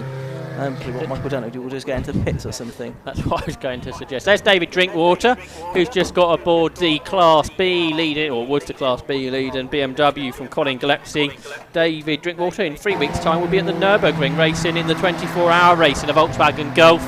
I think we've settled on we're not going to pick up the leader. We're just about to go back racing, because the safety car lights have gone off. That means the safety car is coming into the pits. Therefore, where we saw the car just staying on the lead lap, the Goulds on the lead lap over Class A leaders Cole Swift, isn't as significant as it may have been. So safety car in, Ian. We get back underway in this 3-hour race of Croft. Yes, and we have an hour and 50 minutes left to go, and immediately there'll be some shuffling of positions, I suspect. There's some cars that are a little bit slower. We'll get passed by some quicker cars down towards Clervaux Corner. And as predicted, Michael Downey does come into the pit lane. So just as well we didn't wait to pick him up. So 76 Michael Downey, the Class B driver in the Porsche Boxster S, makes his way into the pit lane. The 42-year-old from Haddington started racing in the Club Enduro Championship just last year and was 12th in his class and 26th overall in the opening round of the championship at Donington Park a few weeks ago. So an hour and 50 minutes just under that left to go, and we've now got a new leader, and it is that car that made the very early stop. It is the car of Carl Swift then that takes the lead of the race with all of those pit stops shaking out. It's Carl Swift leading at the moment, not having made his stop. I still think he is out there, is Andy Waters in the car that he'll hand over to his owner Ivan Mares. Third place Michael Downey, who's now gone into the pits. But then you've got Andy Marston and then David Whitmore, 4th and 5th, and those were two of the early leaders are spinning. Off goes the number 52 car. Now that was the Mazda MX-5. It was started, that one, by Steve Dolman, so whether it's Steve Dolman or Paul Sherd on board at the moment, I'm not quite sure. That car's had a spin at Sonny, but it proves not to be too expensive. There, going through shot, is the car of the Goulds. Now that has stayed in 6th position as we come into this next stage of the race. But let's head down to the pit lane once again now and join Andy McEwen. Yeah, thanks Ian. I've got Lance Gould with me here. That was a great first stint. You started just outside the top 10. You were well inside it though. Oh, it was brilliant. The start was fantastic for us. We got from 14th up to 6th into the first corner. Yeah, a slight bit of grass, but never mind. But the car's going really, really well. It's quite a small car compared to the M4s, but it's handling great. The tyres got a bit hot halfway through the session, so our pace dropped off a wee bit, but I think we came in 2nd place there, which is great. So really pleased. The cloud cover team's really pushing on at the moment, so very pleased with it. What's your tyre strategy going to be? We've seen a few of the more powerful cars already having to change tyres. What's your tyre wear like? We're going to drive what we got. That's it. No tyre strategy. These will last. We'll be okay. We'll get to the end. Fuel's going to be slightly tight at the end, but on the refuel there, we didn't get a full tank in, so that's good actually. So we're ahead of our fuel schedule, so that's good. So have you any idea roughly where you're running now? These safety cars have jumbled the order. I think we're 5th or 6th at the moment overall. I'm praying for heavy, heavy rain. We can win it in the wet. So that rain is our best thing. Well, we'll keep an eye out for the rain dance then. Absolutely. We're Scottish. We're used to driving in the rain. Well, there you go. There's the plan then, hoping for rain. I don't think he's the only one either. I've spoken to quite a few drivers up and down here who are saying that if it rains, they'll be right back in it. So if the weather changes, we could see a real change of the order. Okay, so we have heard there from Lance Gould, and yes, he is running in 5th place, or Alistair Gould now has taken over that car, running in 5th place, but the race lead up, 40 laps down for Carl Swift. He's 26 seconds clear of Andy Waters in 2nd place in that Class C car, and then a minute 13 behind is Andy Marston in 3rd place. So essentially, Carl Swift has got a gap of over a minute on the next car that he needs to worry about. Well, it's nearly a whole lap, isn't it? Because Marston's just coming there up towards the chicane, and almost behind him is Cole Swift. So it's the best part of a minute. So a minute and a half. So best part of a lap, sorry, a minute and a half on track time. So on the back straight there, you can see the two cars, Marston and Whitmore, right in front of Cole Swift. So we've got the 3 leading cars all together on the track, although Swift a lap further up the road. Got a black flag, a stop and go penalty being advised to one of the drivers. We know not who. We'll see if we can get confirmation of who that flag is being shown to, whether it's anyone very significant for the overall or class battles. So this is the battle of a second in Class A, heading up towards Sonny, with David Whitmore chasing back down Andy Marston, so whatever that problem was. And it's for 33, so it's for David Whitmore, so it is a significant stop-go penalty. That car will come into the pits, and that could be for one of a number of different infringements, couldn't it? The black stop-go penalty, depending on the misdemeanor that's been caused. He goes up the inside of Andy Marston, can't quite get it done, but he may well get lapped instead because Cole Swift's got alongside him. This is going up towards the hairpin to complete the lap here at Croft, and Cole Swift does put a full lap. Now on to David Whitmore. It looked like Whitmore's going to gain a place. He's not going to, and of course now he's going to get this stop-go penalty board, which will drop him behind the Goulds as well as Joe Taylor, who aren't that far behind. Here comes Alistair Gould just out of the hairpin now, being chased down by Joe Taylor. And a lap behind them and unlapping himself is Micah Brown there. But on the screen now you can see Cole Swift a lap ahead of David Whitmore, and he will desperately be wanting to put a lap also onto Andy Marston now. So we've got the 3 leading cars really all together on the circuit. As I say, Cole Swift has completed one more lap in the 2 BMWs, and he's alongside Andy Marston now, going down towards Tower Corner, but he has to drop back in again because they're lapping the Honda Civic of Mark Lloyd-Jones and Alistair Lindsay. As into the pit lane, Josh, comes the Luke Schlevitz car. That's one of the, well, it is the Class B leading car at the moment, isn't it? Number 95, so that has come in. See Luke Tchaikovsky sprinting down the pit lane, trying to debate the penalty, I would suspect. But that's a problem, I suspect, for the Gulf, isn't it? 'Cause that's the second. Is that a penalty? It's not. Is that the penalty box that Jabba Sport car the Gulf is in? I didn't see a penalty board go out for it, but stop-go flag. So, but nothing is happening around the car, which suggests it might be some kind of stop-go infringement. We'll wait to see what happens with that one. And the Bailey and Slavitz car was the Class B leader and loses that class lead, therefore, to Steve Cheetham, who just powered across the line. Brett Evans is next up in that class, the early stopper, and Luke Handley is the next one through. And into the pit lane comes the Tchaikovsky and Whitmore car for that penalty, which was for overtaking under safety car. We'd seen the Slavitz car in, and that was a refuelling infringement. And that is a stop and go penalty for a minimum of 5 minutes as well. So that's effectively a 5-minute penalty for Slavitz and Bailey. So that's going to drop them effectively 3 laps down. And that was Class B leader. The David Whitmore car was just a stop go. So he's on his way again, but behind Gould and Taylor, who have swapped around. Yes, they have. Joe Taylor's got past Alistair Gould, and therefore he's now third in Class A with that penalty for Whitmore. But it's getting tight up there at Tower Corner, as Alan Henderson and Liam Bidgeway's Lotus was amongst them too. That car, I suspect, still with the fastest lap of the race, 131.5. No, a new fast lap to be done by Micah Brown, who's a couple of laps back, but he's on a 131.1. Into the pit lane, though, comes Colin Gillespie. Or David Drinkwater. It might be David Drinkwater at the wheel of that car now. So that's the second and probably unscheduled stop. Yeah, he was only in a few laps ago, wasn't he? Is that near the penalty? No, that's gone in at 45 degrees, which suggests it's a problem with the car. There is Luke Slavitz in the car that's serving its penalty. Leader's gone off at the complex. Cole Swift has gone straight on. I'm not sure if he's... Yes, he has hit the tyre wall. We can see on the screen there that Carl Swift has hit the tyre wall. Now, how damaged is the front of that car? It's a bit crunched on the right front-hand side of the car, isn't it?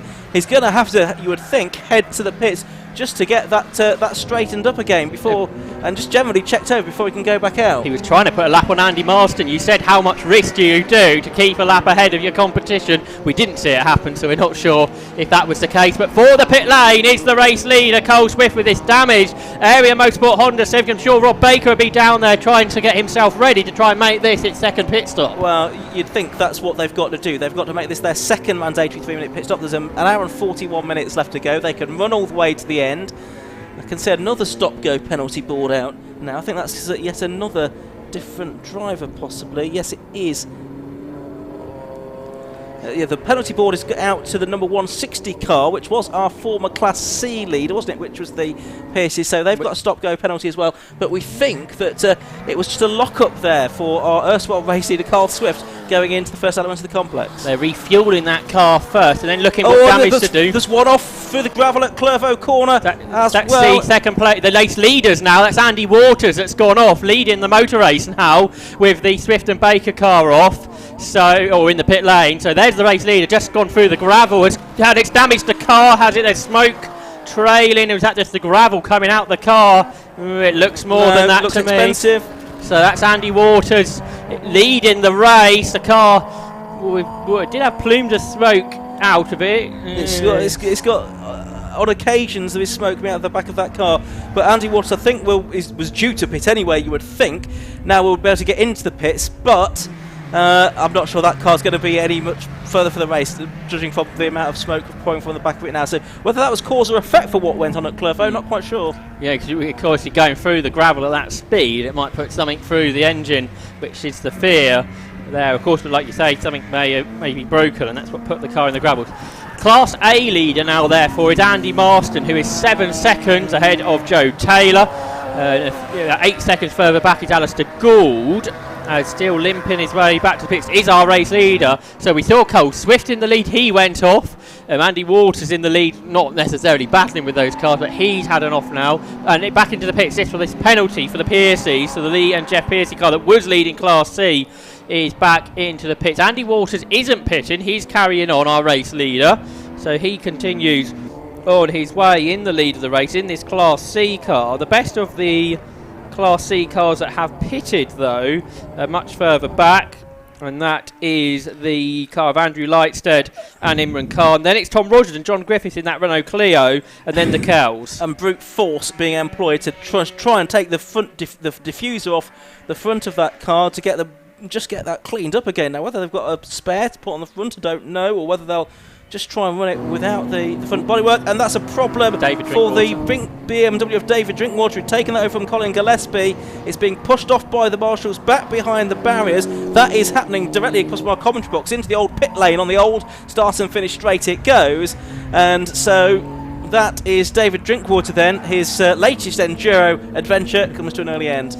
Won't be long till he gets to do another, though. Exactly. That's the nice thing for David Drinkwater. There's one nearly every week. So in Class B, which we haven't mentioned so much lately, it's Steve Cheetham that leads that. Second is Brett Evans, who made the early stop. Luke Handley is in third. Fourth is the Danny Hobson car that he's sharing with Joe Vorden this weekend. Then next up in that category is Mark Lloyd-Jones and Alistair Lindsay having a decent run. And continuing to lose time in the pit lane there is Cole Swift and Rob Baker. We should have put a stopwatch on this, shouldn't we? How long this stop was taken. There's our race leader though, Andy Waters. Let's see if he pits this time. The smoke, I think, he's got the indicator on, hasn't he? Like he's about to come in. The smoke has dissipated from that car though, so that is positive. Hopefully Andy Waters pushing as hard as he dares. The man at the head of AW Track Sport that helping to run Ivor Mayers' car this weekend. So a good 80-minute stint there for Andy Waters. He's into the pits. He is indeed. So that is the car from the lead, which means that the lead will be assumed now by the car on screen. Number 7, Andy Marston, who was on pole position for our road sports race yesterday.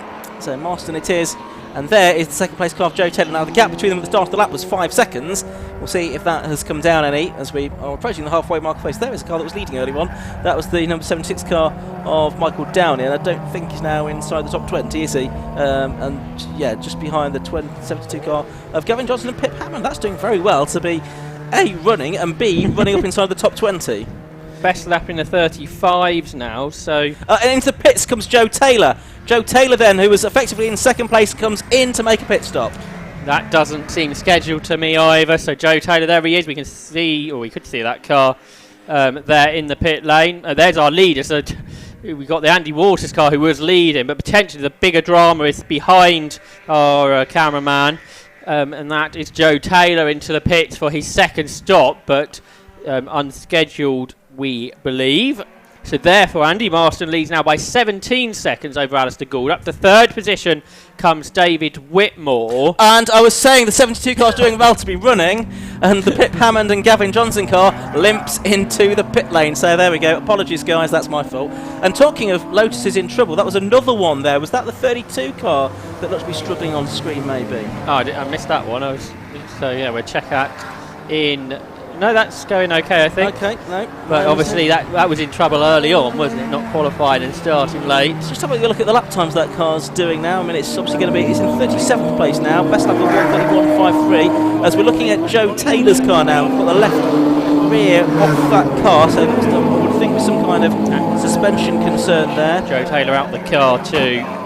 You can see just ahead of that, the 160 car of the Pierce is still stationary in the pit lane, but it does look as if Joe Taylor, sadly after what has been a really good drive, is out of the race. It'll be interesting to see if Andy McEwen can get a word with Joe, perhaps after he's got the helmet off and calmed down a little bit, because no doubt he'll be very disappointed to be out of the race with just over half of the race still to go, and when he was only about 5 seconds behind the race leader Andy Marston. On the screen there, just going down towards Tower, back out, taped up.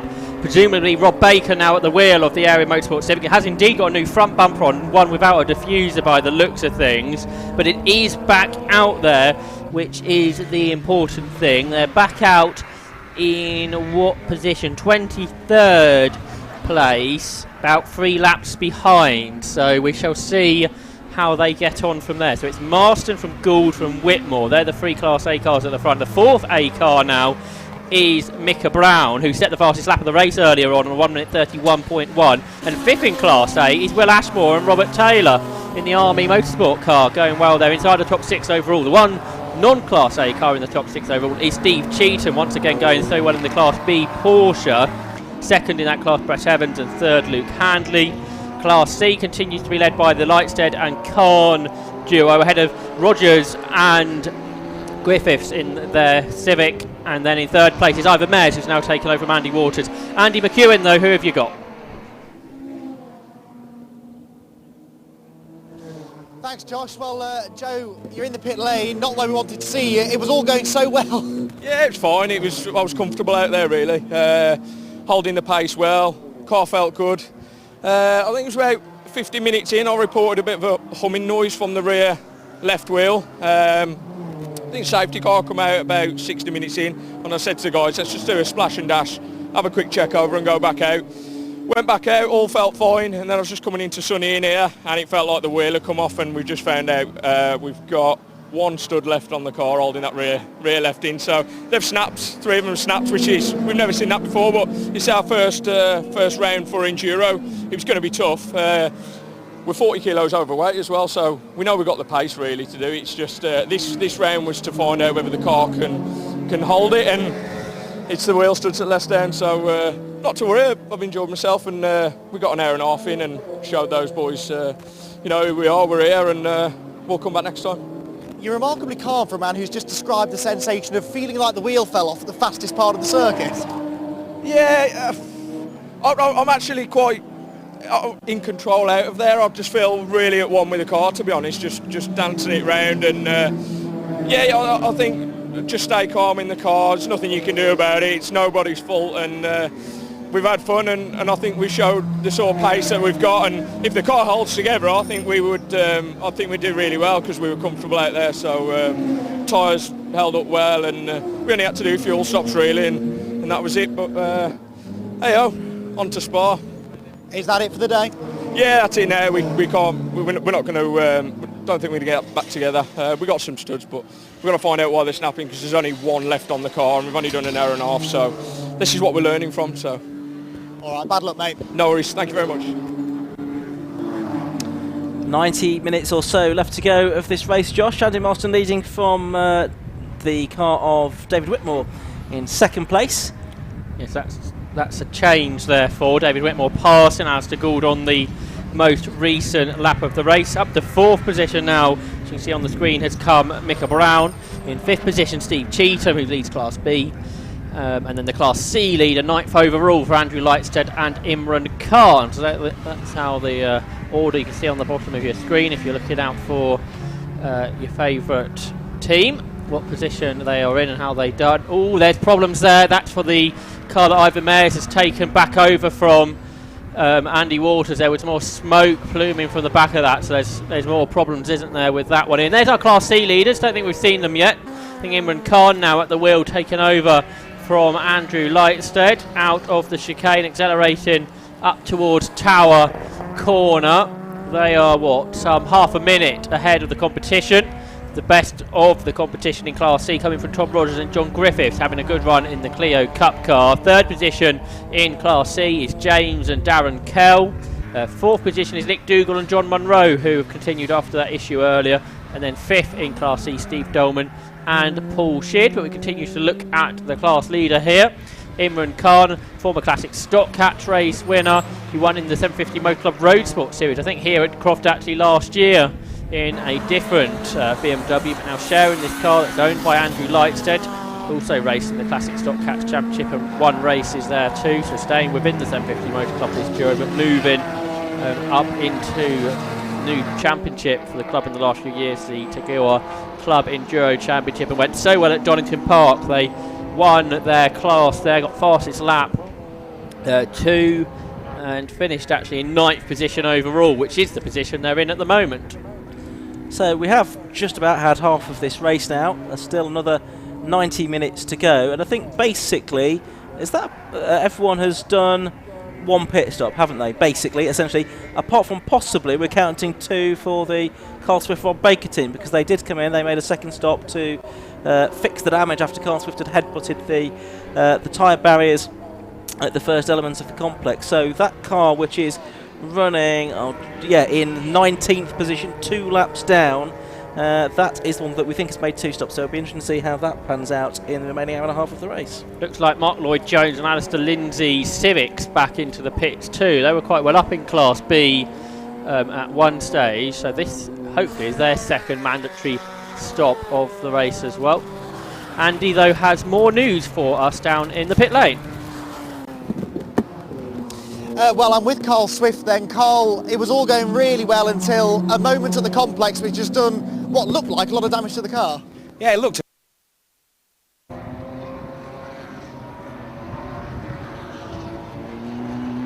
Yeah, we've lost Andy McEwen for the moment. We'll hopefully get back to that interview with Carl Swift in a few moments' time. But yeah, he was just about to tell us what happened with that incident down this part of the circuit, actually. The complex. A driver driving standards flag having gone out to car number 34. That's the Danny Hobson, Joe Vorden Honda Civic number 34 that runs within Class B.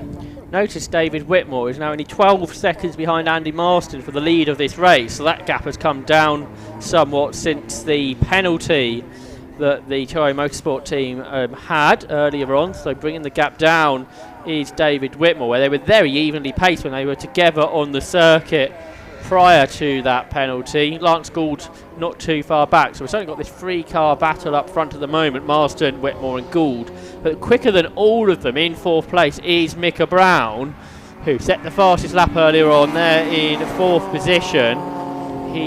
He's on the same lap, I think, as those 3 in front, so let's watch out to see what sort of pace Micah Brown can do in their M4s. We've got 3 M4s in the top 4, the Porsche Cayman the only car amongst them at this point, so interesting to see how that continues. Yeah, certainly is. Steve Cheetham, Class B, he's got a decent advantage over Brett Evans, and he was, of course, the winner at Donington Park within that class, 3rd place overall, as we said there. And who knows, with a bit more attrition, Steve Cheetham possibly being on the podium again here this weekend at Croft. Notice the top 3 in Class B are all solo drivers, aren't they? Brett Evans there in 2nd place and Luke Handley in 3rd. Brett Evans finished 3rd in class at Donington in that Autobar Motorsport car, 6th overall, so he did pretty well there too. Luke Handley, who currently runs 3rd, he didn't have such a good run in the area Motorsport car, but doing well here. He finished 14th in class last time out at Donington. There is Micah Brown just on the screen, just lapping a couple of the MX-5s that are battling for Class C position. That's for 4th and 5th in category, isn't it? That's Nick Dougal there just ahead of Paul Sheard, I think, at the wheel of that now. So we've got a couple of the MX-5s battling for 4th and 5th in Class C, and Paul Sheard has been closing in on Nick Dougal. John Munro started the 73 car. It was Steve Dolman that started 52. The 2 MX-5s are side by side on the circuit now, but holding on into Clairvaux is Nick Dougal. As they turn now right through Hawthorne's, bouncing through the corner there is Paul Sheard, a massively experienced MX-5 racer. Raced in all sorts of championships and won in all of them too, I think.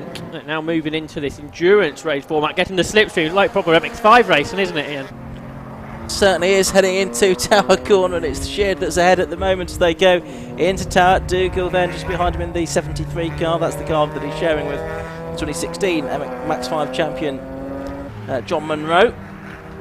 And good to see this battle for 14th and 15th overall. So Sheard is that's now got ahead. Oh, and problems. That's problems for the 3rd place car up there at the complex. It's retired. Looks like it's pulled off. Out of the race then is Alistair Gould, number 21, the car that was in 3rd place. We heard from Lance Gould earlier on saying, if it rains, we can win this. Well, it's not raining, and they're not going to win this. But let's go down to the pit lane now and try again with Andy McEwen. Thanks, Ian. Well, I'm with Carl Swift now down in the pit lane. Carl, talk us through what happened up at the complex. So I just cleared Andy Marston in his M4. My left-hand mirror was down, so I had to look in the rear view, which is quite high, to see if I'd cleared him, and missed the braking zone by a couple of feet. Just couldn't get it stopped before it touched the grass, and because the grass is still wet, it just went straight in the barrier. Felt harder than it looked when we got in here, though, to be fair. So it's still straight. We've lost no fluids, and see how it goes. It was good to see you getting stuck in with, I won't call it a repair job, but getting that splitter off. Is Rob complaining that that's affected the handling at all? It'll make a small difference, but only in a sprint race. Not, you know, it'll be a couple of tenths, not a lot, and we can live with that in an endurance race. Are you back in the car, or is this Rob to the flag now? No, this will be Rob to the flag, so he'll be quite warm by the end. He's not bad though, is he? Yeah, he can definitely pedal. Well, best of luck for the rest of the race, and hopefully the car holds together. Brill, thank you. Cheers. Cheers. That was Carl Swift with Andy McEwen. Now the demise of the Gould car that was in third place means that Micah Brown now moves up into third position. Steve Cheeks up into fourth place. What did I say about possible attrition, giving him another podium outright? You've got the Will Ashmore, Robert Taylor BMW Compact. That's going really well. The car that's out first time out in Club Enduro, the 3.2 litre car. It was at Donington Park, but it was tired there. It was a DNF, wasn't it? Just wanted to finish a round, really, is the aim for the moment. And at the moment, they're going to do more than that, because they're in a pretty healthy position overall as well. Will Ashmore, 34 years old, in the Army, and a winner in the Armed Forces Race Challenge as well. Normally, we see him out in the Honda Civic down in. Indeed. I've noticed David Whitmore's done that car's personal best lap of the race. 1 minute 31.16, just 300th of a second off the best lap, which came from Micah Brown, and that means David Whitmore's now only 8 seconds behind Andy Marston and close them in. There is Marston, our leader, then back ahead of the car that was slowing earlier, the Gavin Johnson and Pip Hammond car. I presume Gavin Johnson may have taken that car over now. I was just looking at the car ahead of it as well, which was the 34 car, the Joe Vorden, Danny Hobbs car. I think it'll be Joe Vorden at the middle at the moment. That's already had a driving standards flag, and where we saw it, it was half off the circuit down the straight towards the complex. So that's one to keep an eye on as well. So Andy Marston it is that wins this race. He does, of course, have history of winning 3-hour races. He won the 3-hour race at Anglesey back in 2017, not in this car. So he's proved before that he has got the stamina to deal with these very long distance races, but it's not going to be easy one at all, this one, John. Because he shared that with Brett Evans when they ran the M3 together. And the gap's coming down and down, isn't it? 6 seconds now to David Whitmore. So Whitmore pushing on and closing in on Andy Marston. So there's Marston in the back of your shot. You can see where David Whitmore is with 80 minutes of this race to go. On the same lap as them, within a minute now, is Micah Brown. So don't rule him out, because this has been a really good stint from Micah Brown in that M4. We've got 3 BMW M4s in the top 3 positions, all built in a different way. Andy Marston's car, that was built by Autobahn Motorsport. That car is a bit heavier, but therefore has more power than the David Whitmore car in the second place that was built by TI Motorsport. And then the Browns, a car that's run by Jackpot Racing, that's a BMW Motorsport built car, built for endurance racing, specifically by the factory, but running here within the 750 Motor Club. So we've got these 3 M4s, the 3 newest cars really on the grid, coming to the front here. So that's pretty interesting to see, as some of the other Class A cars have dropped away. But as you mentioned, Ian, I think the real, there is the Brown car, so you can see what that 50+ second gap looks like. As you say, one of the star drives so far has been from the Ashmore and Taylor duo there in 4th position in class. Yeah, I'd say that's very notable indeed. As we're watching the 160 cars, so that's the Pierces back out there, and also you can see the number 188 car as well. So that's Graham Kelly in the BMW 325i. He's one of the Class C drivers that's going solo here at Croft this weekend. I noticed that I think it looks like we are just leaving Lance Gould's car, and therefore Lance Gould, where he is, sort of in the little shrubbery area on the outside or the inside of the complex, but no way for him to get across the circuit. Less than 4 seconds between our leaders now, so David Whitmore won't be too long till he has caught Andy Marston as it goes. And you just wonder now if this is Andy Marston with a bit of fatigue driving this car for 100 minutes.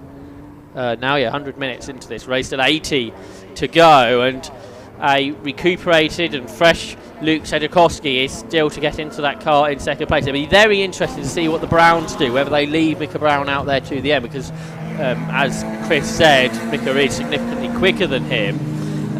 So for the best chance of the race, they'd have to let Micah Brown stay in if he's happy to do a 2-hour stint towards the end of the race. Yeah, well, it depends what you're here for. If you are here to get the best result possible, then you'd keep Micah Brown out there. I think, even though I think his extra pace would compensate for possibly any tiredness he's got. The leaders right together now as they come up and over the line. The gap was 3.86 seconds. It's come down to 1.236 seconds now. 1.23, I should say, between David Whitmore and Andy Marston. They're making their way around Clervaux Corner for the 58th time in this race. They're just behind Rob Baker as well, aren't they?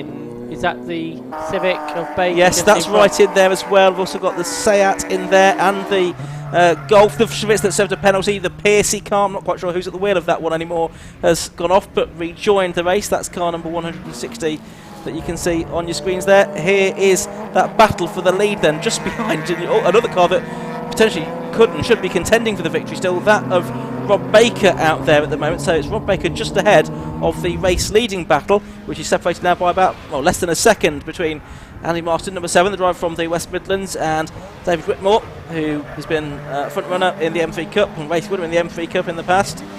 So good battle this. I'm sure that Rob Baker will be desperate not to let these cars through therefore, but we've seen what has happened before in a sort of similar situation when Carl Swift was at the wheel. Coming down to the complex then, it's almost side by side now for the lead of the race as they turn into the complex once again, and no one really essays a move. They've got the Nick Dougal car just ahead. Carl Swift, Rob Baker it is. Yes, he does just lose out now in terms of track position to the number 7 car, Andy Marston, who then runs a bit wide on the exit of the hairpin. Now, is the second of the BMWs of David Whitmore going to be able to get past the Civic as well? I think he probably is. That's going 3 laps down for Rob Baker in the Area Motorsport Civic. So into Clervaux, the top 2, just 7/10 of a second apart, are Andy Marston and David Whitmore as they turn their way onto Hawthorns. These 2 M4s built by different teams, built different ways. One of the teams has decided to go for a higher power. The other just a little bit less weight. Which is the better option? Well, they're side by side now as they make their way down towards Tower Bend. Holding on though is Andy Marston. That is the heavier car, but therefore can run a little bit more power than the TEGIWA livery TI Motorsport run car of David Whitmore. Whitmore looking one way and the other. There's an MX-5 and a Porsche just in front. That's actually the battle for 12th position overall. Paul Sheard and Michael Downey. And it started to rain again. Only a few spots on the window at the moment. It is looking a bit grey, a bit ominous, so we could get some more proper rain, I would suspect, in the course of the next few minutes here at Croft, and this could again shake things up, and it brings different cars into play once again. The leaders then making their way out of Sonny, catching Paul Sheard then and Michael Downey down towards the complex. They've cleared, I think, well, both of them have cleared, no, one of them cleared Sheard and one didn't, so Marston made it through and Whitmore didn't. Still got Rob Baker just tucked in behind them as well, down towards the hairpin. Michael Downey was briefly leader of this race as well in the earlier stages, but the rain now coming down a little bit heavier, Josh, as they cross the line to start lap number 60. Certainly adds more intrigue, and there was plenty already, wasn't there, before the rain came down. So into the Clervaux corner there. Now, has Andy Marston got a brake problem? He was hitting the brakes on and off, on and off. I think that was the case. It's not electrical thing going on with that car as it went down to Clervaux. But you could see the brake lights going on and off all the way down there. And that may be a reason, if that car is struggling, why the lap times haven't been as quick as previously. Still in the 34s last time and in traffic. So into Tower Bend they go. And Marston clears Downey before Whitmore does, but Whitmore will do it on the exit of the corner here, accelerate past by the time they get into the Jim Clark. This is a great battle here for the lead of this motor race. They're going to lap Steve Cheetham soon, so that's to put him 1 lap down. He's in 4th position overall, but he still leads Class B by over a minute over Brett Evans. And then in 3rd position in that class is Joe Gordon. In Class C, it's Imran Khan and Andrew Lightstead's BMW leading over Tom Rogers and John Griffiths. 3rd in that class is James and Darren Kell. Here the 2 leaders are on your screens. Haven't quite lapped Steve Cheetham yet as they turn their way into the complex. And they turn their way through here with the wipers on now. With this rain coming down only very lightly at this stage of proceeding, not affecting the lap time, at least on the previous lap. They're going to have to pass Steve Cheetham now, making their way down towards the Clervaux corner. Andy Marston can do that with accelerating past 60 laps done, just 1 second between the pair of them. So super competitive this is between the pair, and that was a bit of an issue there for David Whitmore as he looked up the inside of Steve Cheetham, who wanted to take his line, rightly so. So it just meant that Whitmore had to back out of it, and that's going to allow the leader, Andy Marston, just to stretch his legs a touch. And that Porsche is not certainly off the corner. It's very quick indeed as they pass the camera there, going down towards Tower, and Cheatham later on the brakes than David Whitmore, who just passed him. So the lighter Porsche quicker than actually these Class A BMWs through the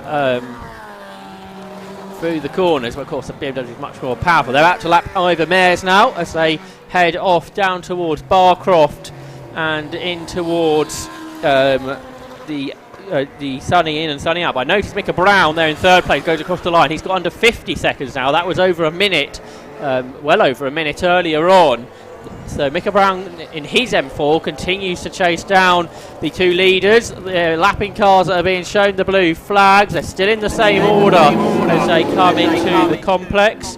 In the pit lane there, though, we can see the Gardner, Huxley and Smith car being refueled. That was a car that was on fire on the second lap of the race, so good to see that got back out there and looks to score some points within Class A. But here they come, the leaders, out of the hairpin on your screen. 75 minutes of this race to go, Ian, and it couldn't be much closer between the top two. Just lapping the Fiesta ST150, one of the Class C cars there. Kevin Glover and Henry Wright into the pits again.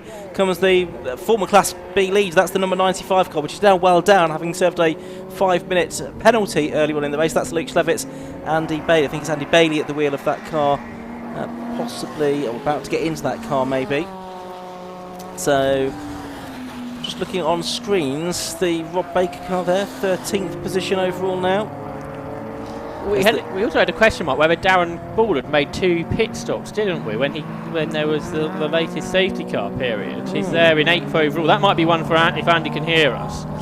One for him to find out from the Rutec guys whether Darren Ball has made 2 stops yet or not. And I can see one of the roaches there on the pit wall from the Rutec International Racing Team. So he's looking studiously on at the pit stop going on for Bailey and Schlevitz at the moment.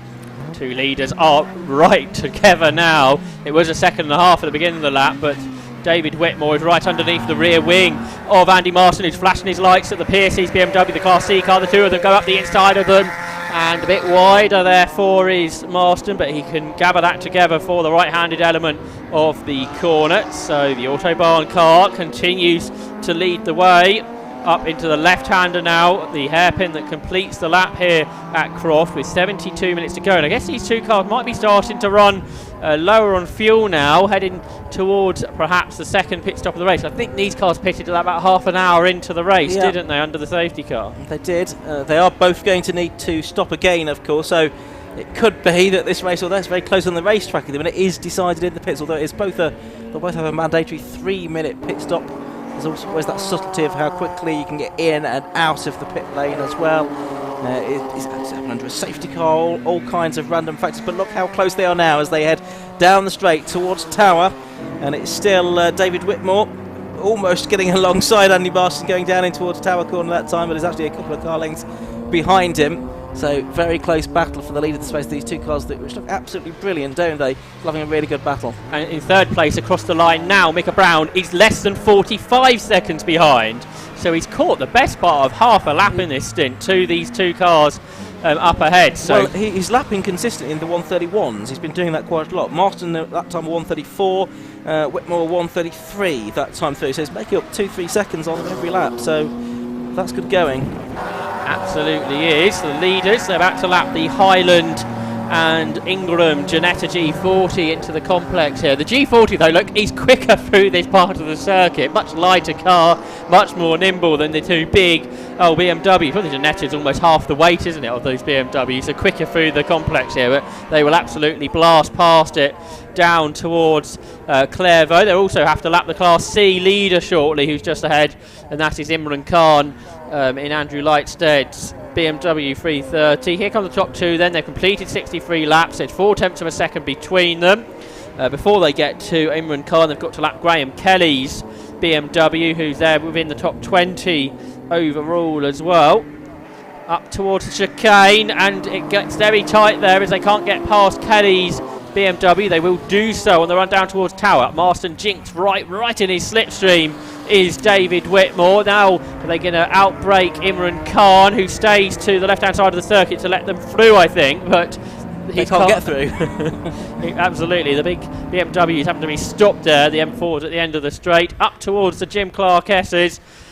There's about half a second between the top two. Great racing here in the 750 Motor Club Enduro Championship. Where can David Whitmore find a way through? Well, it's interesting. In contrast to how close it is in Class A, I think both our Class B and Class C leads, so Steve Whitmore in Class B and Imran Khan, who we just saw in Class C, that's the number 79 car in 8th position, both have a gap of about a minute or so, more than a minute in fact, to the next car within their classes. So it's the Class A is the exception at the minute. It looks still very close as they came into the complex that time. And Whitmore's almost going to get alongside Andy Marston this time. They've got that Brett Evans Mini just ahead, former teammate of Andy Marston, when they raced together, indeed won the Anglesey 3 Hours together a couple of years ago.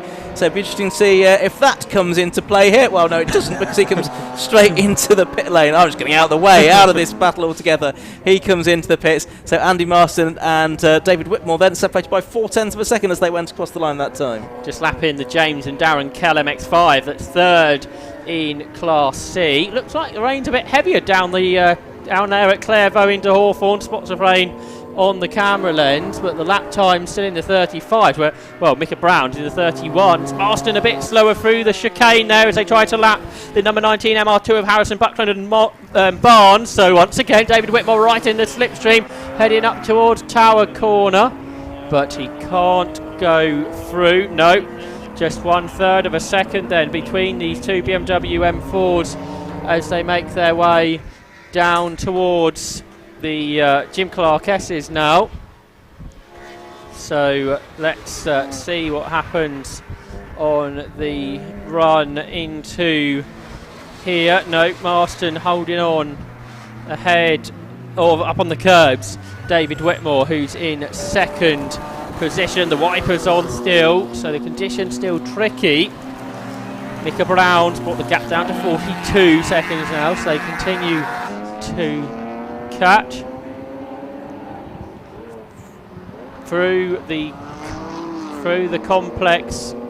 Come the leaders and diving up the inside, attempts the number 33 car of David Whitmore in these tricky conditions, but Whitmore again can't find a way through, so they accelerate up towards Clairvaux, and actually a better run that time from Marston. I mean, even though the rain's coming down, the lap times are still decent. 33s and 34s they're doing, so that is fine for Marston and for Whitmore there in first and second place. In third position still is Micah Brown. Up to fourth overall now is Will Ashmore and Robert Taylor, because they've got past Steve Cheetham on that lap, but they are almost overlapping the top two this time, heading up towards Tower Corner. But again, Whitmore can't quite get alongside, but maybe in the braking zone he looks up the inside of Andy Marston, but no, Marston holds on, but he runs a bit wide, he's sideways this time. David Whitmore is certainly alongside on the run up towards the Jim Clark S's. The two of them are level, but Marston is just about hanging on. Just being the operative word, really, really close between those two, with an hour and 6 minutes of this race left to go. 7/10 was the gap at the start of the lap, but it's anything less than a second really as they during the course of the lap. Off the circuit there briefly was the number 50 BMW of Julie McBride and Jeff Steele, running in 16th position. That's just about to go another lap down, already 3 laps down. That's go 4 laps down on the leaders, who take slightly different lines into the complex that time. Up towards the hairpin they go. I think the rain continuing to come down, by the way, here at Croft. So we've got the wipers going. We've got Julie McBride heading for pit lane.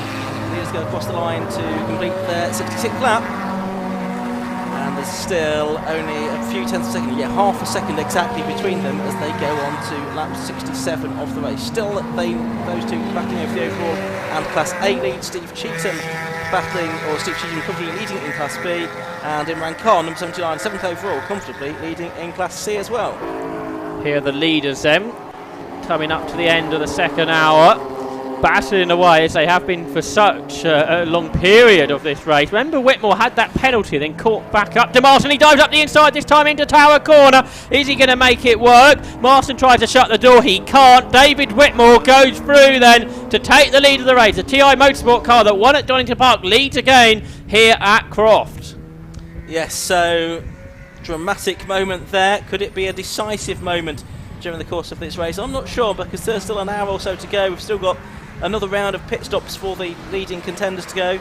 Micah Brown there, 4th place as the sun comes out at Croft. 41 seconds now behind this leading battle. It's not impossible that he has a say in this race. And I noticed that for overall position, we've had that change to 4th, haven't we? And that Dashmore Taylor ahead of Steve Cheatham in his Class B leading Porsche Boxster. Rob Baker's almost got the area motorsport car back into the top 10. Now, those dark clouds over there at Sonny, are they clouds that have bypassed the circuit, or are we about to get some heavy rain? Into the pits comes the 2nd place car in Class C for their second and final stop. That's John Griffiths and Tom Rogers.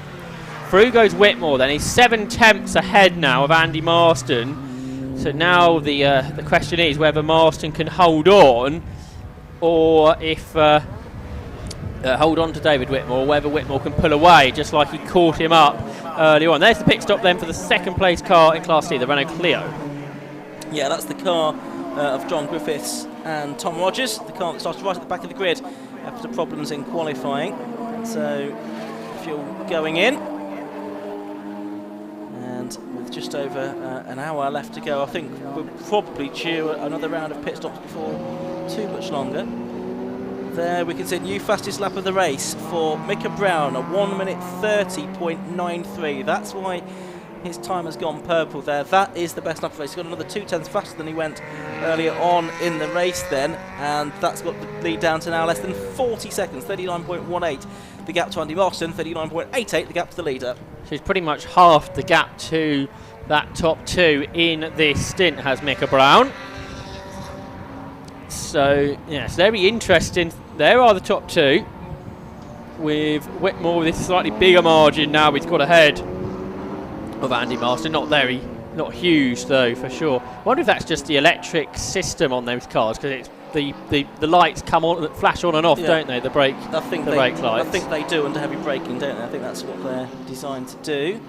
They're just behind Darren Ball then, the man that's running in 6th position, but he's just ahead of them on the road.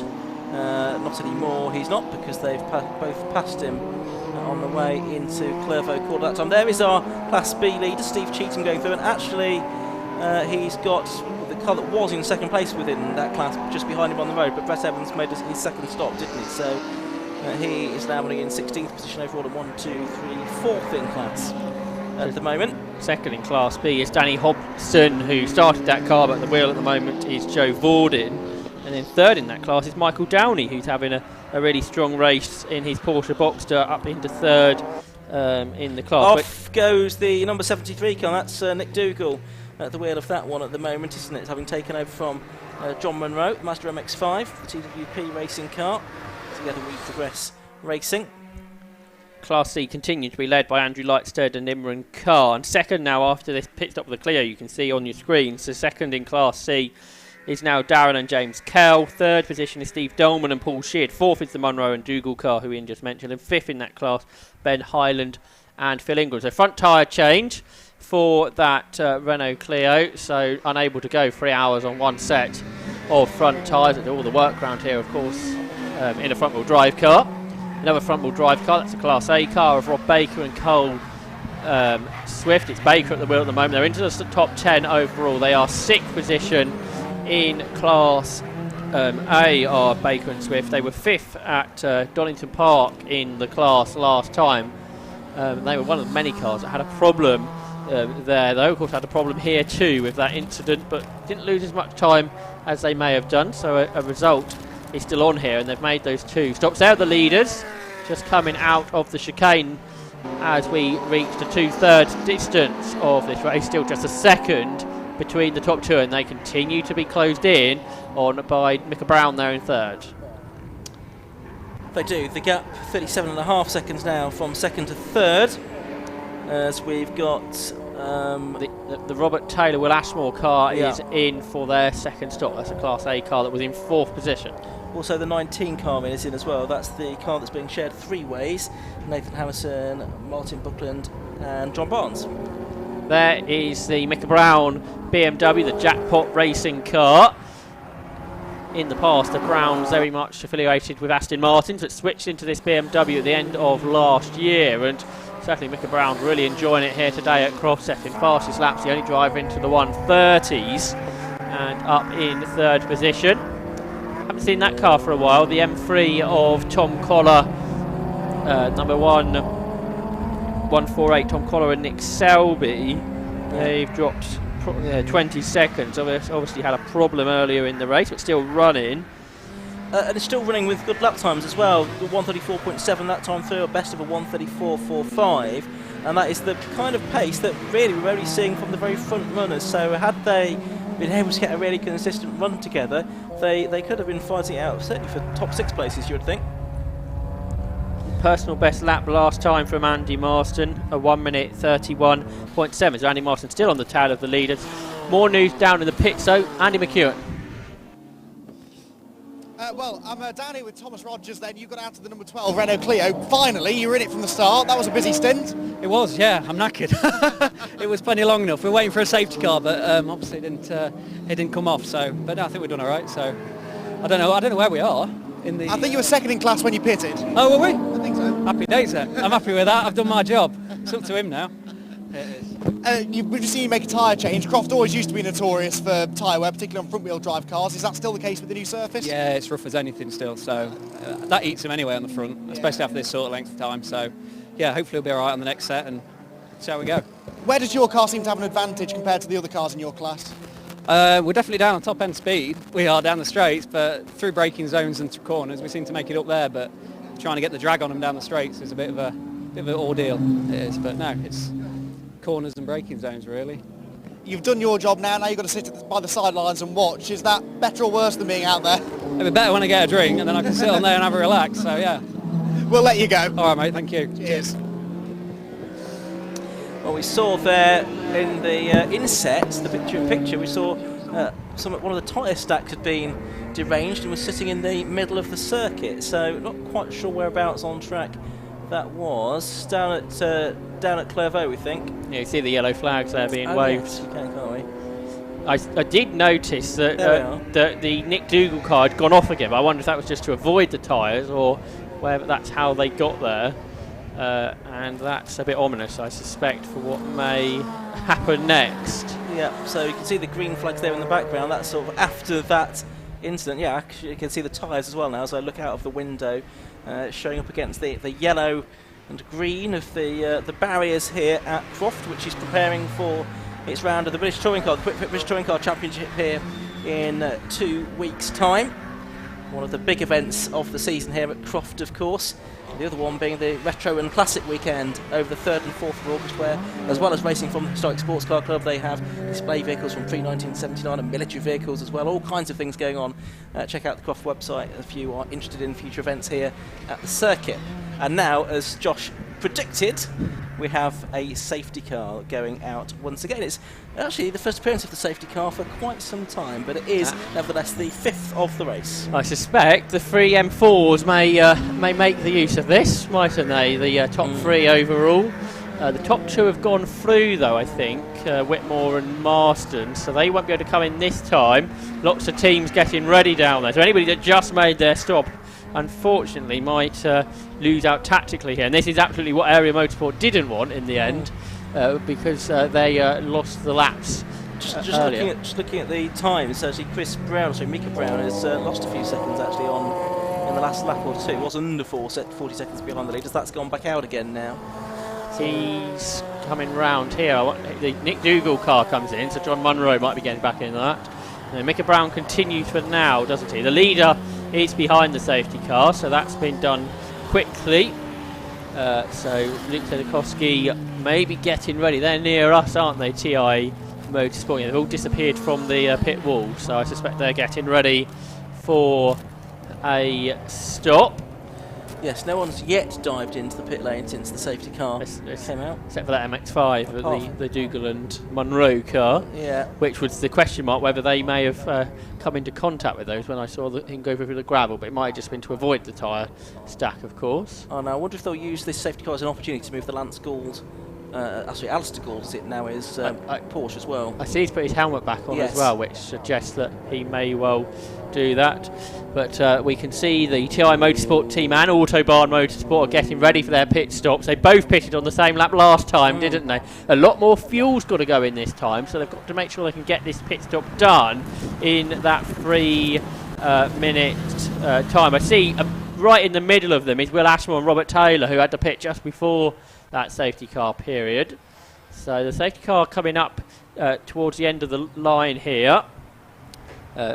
This is going to be we'll see if Darren Ball needed another stop, won't we? If he doesn't come in, that would say no, and he could, because he's only a lap back.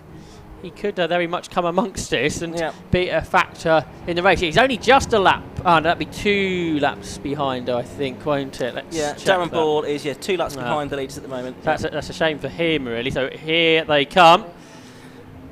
In comes the 33 car, in comes the 7 car, so as predicted by our spies in the pit lane, those both coming in. So too is the car that started, an hour late or something, wasn't it? Or best part of an hour late. That's the number 32 car of Leon Bidgeway and Alan Henderson, which is it's held, it's sort of 24 laps down, which it was at the start of the race. Notice the Civic that was doing well earlier, Hobson and Vorden have also been in, so they may benefit from this safety car period too. Hopefully everything might be a bit more simple now for the last hour if everybody gets their pit stop out of the way. Now there's Andy Marston stepping out the Autobahn car. He'll have to get back in. I'm sure he'll be getting some drink of water down there. So the pit lane gets busy once again here at Croft. Yeah, and we're getting an up close and personal view of the cars that are into the pit lane, ready to make their 3 minute stops. I mean, because it is 3 minutes, it doesn't seem like there's a huge amount of urgency other than to get the fuel in. Otherwise, it's get a driver change in a relatively relaxed fashion if that's what you're going to do.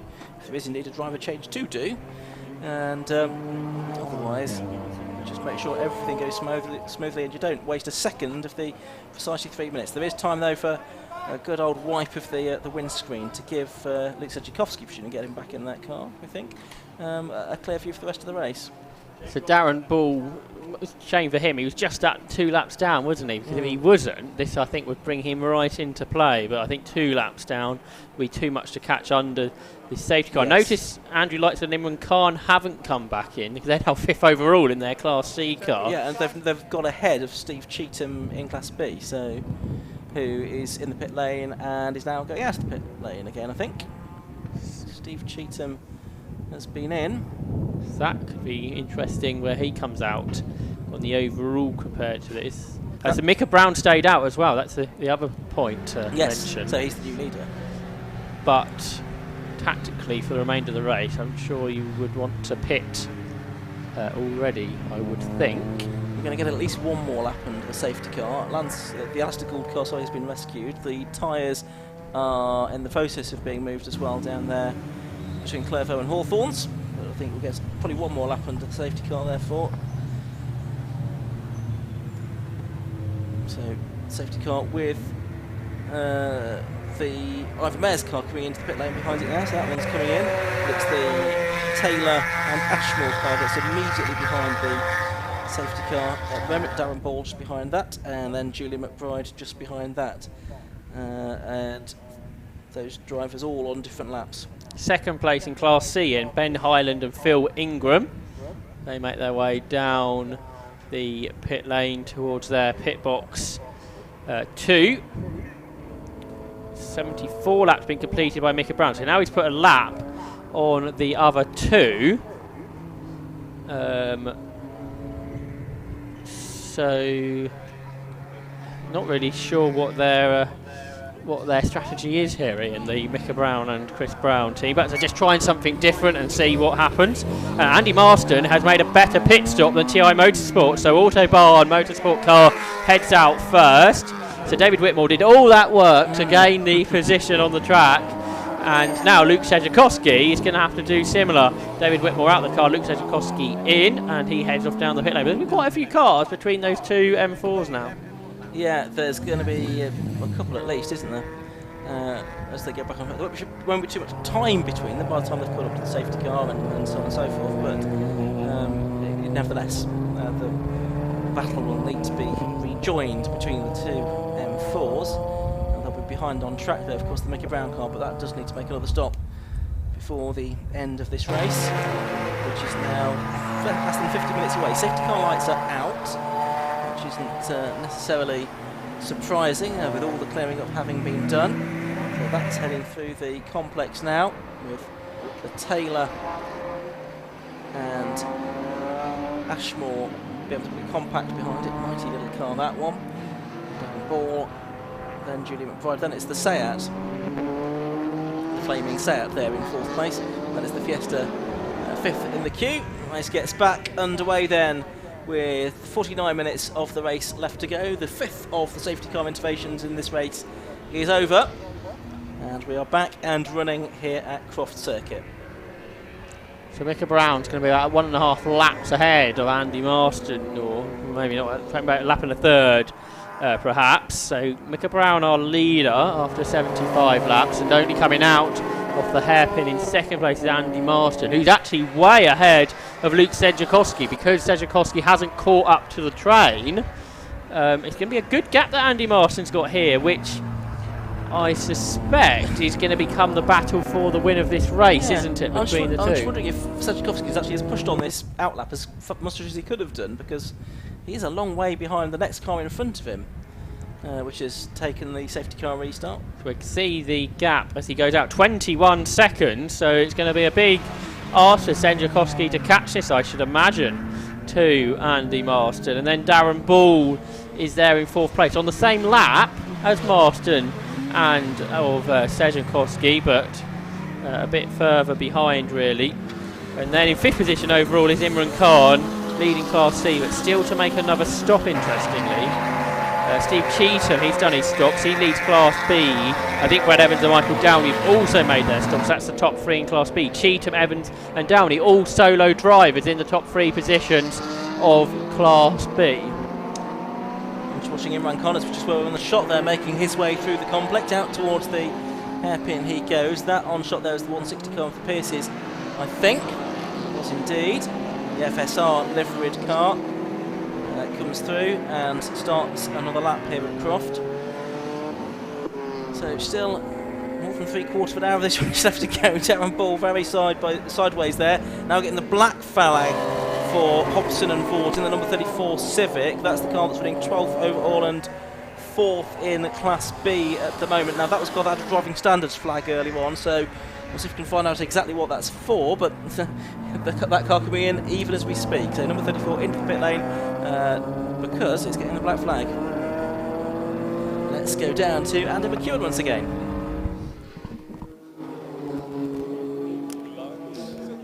Well, Dave Whitmore then, fresh out of the car after what was a fantastic battle between you and Andy. Yeah. You've lost the lead though again in the pit stops. Yeah, I just can't believe it. We've just come in there, started the car back up, and an engine management warning light came on. So we had a minute's burst, pit stop perfect, team had done the job. And then the warning light comes up with 10 seconds to go, so I had to stop the car, restart the car, and then it didn't recognise the key, so it won't start. So we're back on the chase, Randy, and I've got no doubt in my mind that Luke will, come in, because we were about 3 seconds a lap quicker. Andy did a really good job of defending all the time, and obviously they're very expensive cars, and I already had an off on testing on Friday. So I thought to myself, right, I'll pick my point. I knew we were weak at this point down here, made me move and got it, but it was exciting for people to watch, so that's what it's all about, isn't it, Yeah. It's been a fantastic battle between the two of you. Luke's, I think, about 20 seconds behind or so. Yeah. He's got 50 minutes roughly to catch him. It's going to be close, isn't it? It's going to be real close. It's going to come right down to wire. It's going to come down to how well we drove the car over the 3 hours. Obviously tyres, brakes, degradation, everything.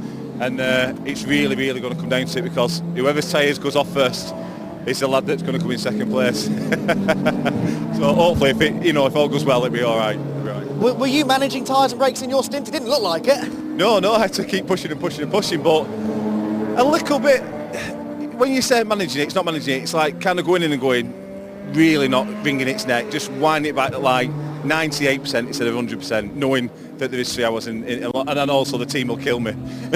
So that's a point, yeah. That's definitely incentive. Well, congratulations. I'll let you get back and watch this thrilling climax to the race. It is going to be so close, this, guys.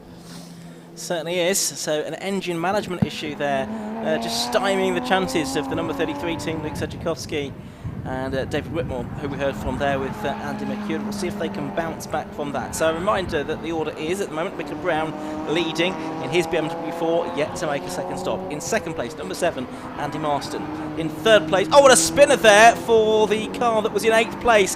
That is the Will Ashmore and Robert Taylor car. The BMW Compact, the black and red car, has spun, and there are double wave yellows there, and it's not moving out of the way terribly quickly, so I'm just wondering if they're having problems getting that car fired up. It's not in a great place, I'm afraid.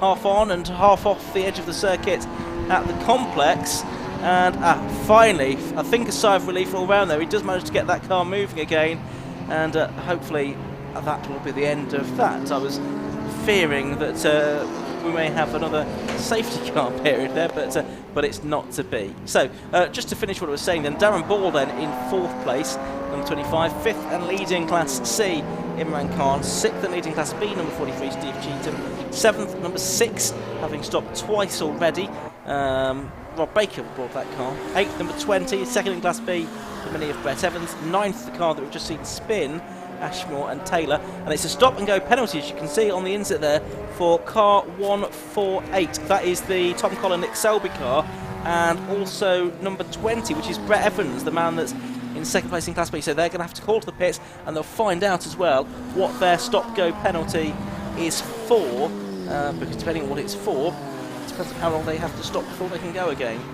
Luke Tchaikovsky's really closing the gap into Andy Marston, isn't he? That was 21 seconds, it's down to 9 already. What, 3 laps? So Marston perhaps being a bit more cautious in the traffic, but that's meaning the gap's coming right down, and Tchaikovsky into 32s, so pushing on really hard to close him in. So I think we might have another exciting battle between the pair. It was a slow lap, wasn't it, from Marston last time, a 1:37, but yeah, Tchaikovsky doing the best to recover from the engine management issue that team had during the course of the pit stop. So we'll see what they can do. See the black flag for Tom Collin and Selby, the other car in the penalty, which is just coming in the background there, and the pit lane pit stop penalty there being served by Henderson and Ford. They were doing well earlier, weren't they? But they've dropped off because of that. So Class B has Cheetham, then Evans, who's got a penalty. Michael Downey, who will inherit second place in Class B, therefore. So it's been a really strong run from him. We haven't got another Class B car until much further back, which actually is Andy Bailey and Luke Slavitz, who are 4th in class. So we're on the screen, in fact, and actually battling with the car behind for what is 4th position in that class, as it gets a bit tight, which is the Lloyd Jones and Lindsay car. So that's the Civic there on shot. That was battling with the Golf for 4th position in Class B. But Bailey and Slavitz had a huge penalty earlier, and they're recovering from it. Last lap, Tchaikovsky took another couple of seconds out of Andy Marston as well, but Micah Brown has just done the best lap of the race, a 1:30.70. So new fastest lap of the race for the race leader Micah Brown, 1:30.70. So tactic now looks to be just to put as much daylight as he can between himself and the rest, and hope that is anyway good enough when he comes to have his next pit stop, which he will need to do. That lap a bit slower, 1.6 seconds slower in fact, as he came through across the line to complete lap 80. Okay, so Class C, that's Lightstead and Khan, but they're yet to pit for a second time, aren't they? They're just coming into the complex. Then it's the Kells, who are next up, only 5 seconds ahead of Paul Sheard and Steve Dolman, and then there's only a further 10 seconds to Munro and Dougal. So you've got the 3 MX5 sort of 15 seconds apart as it gets very busy down here into the complex, and Luke Tchaikovsky is one of those. You also see Steve Cheetham in there, the Class B leader. There's Brett Evans, who's got this penalty to serve. They'll both be about to be lapped by Tchaikovsky. With all this traffic, may the gap have gone up? Yes, it has, by a couple of seconds. But overall, it's come down a lot still since the beginning of the safety car period. Oh, we've got that's the Taylor and Ashmore car that's coming to a halt out the hairpin. The BMW Compact that's running in 9th position overall and 6th in Class A after losing out to the Civic, but it continues and doesn't take the option of going into the pits, which you thought it might do, given where it suffered that little drama. Just below us in the commentary box here. This is the battle for 4th position in Class B, and Andy Bailey loses a position. That's John Barnes now at the wheel of the Toyota MR2, and flying as you would expect from former British GT champion. He's been lapping in the 37s, which is actually slower than the best lap of the Golf, but consistently quick is John Barnes, and he goes up to 4th in Class B, and the two cars continue to battle behind between the Golf and the Civic. So that is, I think, Andy Bailey at the wheel possibly now of the Golf, and the Lloyd Jones and Lindsay Civic. So good Class B battle. Just behind Brett Evans, who's second within that class, 8th overall in the Mini. So we are 40 minutes away from the end of this race now, as that battle continues to make its way through the complex and then head off down towards the hairpin once again, with just under 40 minutes of the race left to go now. Into shot there, that's James Kell, and he's second in Class C, and just 8 seconds, but pulling away, in fact, from the Dolman and Sheard duo. So that's MX5s, they're 2nd, 3rd and 4th in class. And the another personal best lap from John Barnes in that MR2, a 137.0. They're 4th in Class B, really pulling away from the Andy Bailey Luke Slavitz car, 3 seconds further ahead of the battle. We continue to watch the Bailey Slavitz ahead of the Lloyd Jones and Lindsay duo, this Golf versus the Civic, and they're desperately trying to unlap themselves from Brett Evans, who possibly might be getting a penalty. We'll wait and see if we hear any more about that. We saw the board go out, didn't we? But I don't think we've seen them serve it yet. No. Oh, I thought it was going to be a touch there between the Mini and the Golf. So very tight there. 3 different type of saloon cars. They're all front-wheel drive cars. The Volkswagen Golf, the Mini Cooper, and the Honda Civic, all racing within Class B, and they're all about to be lapped by Steve Cheetham. Yep, as the rain starts to fall again here at Croft. Okay, so we're hearing that the penalty for Brett Evans is because he overtook under the safety car, and he will need to come in to serve that. So another stop that he will need to make. Very blustery, as you can see on our cameras now. Much heavier wind than we've had so far in this race. So blowing the rain in to Croft Circuit. You see the rain on our camera lenses too. Leader, or the 2nd place battle, leading 2 pit stoppers, completed pit stoppers go through. Gap is just under 8 seconds, so quite even now between Marston and Tchaikovsky. Still lapping in 1:34, so lap time is still there. That's the board being shown again to Brett Evans, is it? The black flag, and into the pits comes Brett Evans for that penalty. That's why the board was brought in. So Brett Evans stops, and he's got a timed penalty to serve too, by the looks of things. Also coming in is the Tom Connor Nick Selby car, this time I think for a stop. Was that for, no, that's for its penalty as well? I thought that's what he did, but mistaken.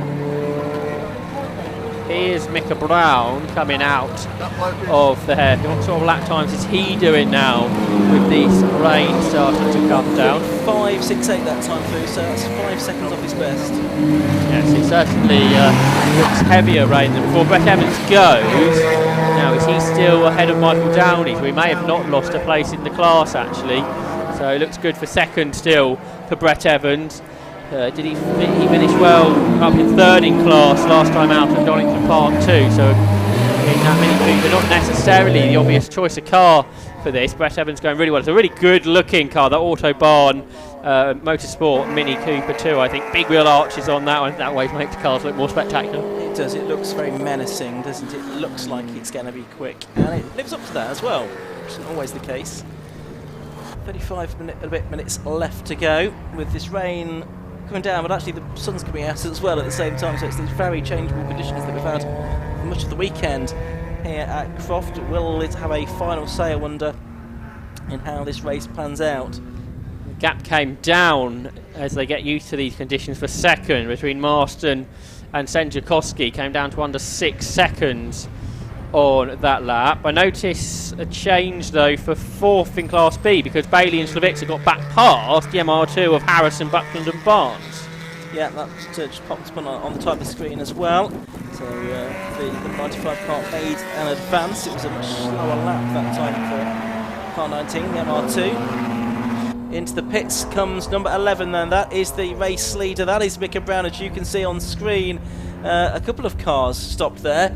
The number 16 car is one of those. That's the Seat Supercar. That was the car that was on fire in the early stages. You can also see the number 72 TWP Elise as well. But there is our race leader then, Micah Brown into the pit. So we think he's going to go to the end of the race now. Pip Hammond had just done that car's best lap of the race on the previous lap too, a 1:34.42, which is quicker than Steve Cheetham, the Class B leader. So they're really getting that car hooked up as well. Yeah, absolutely.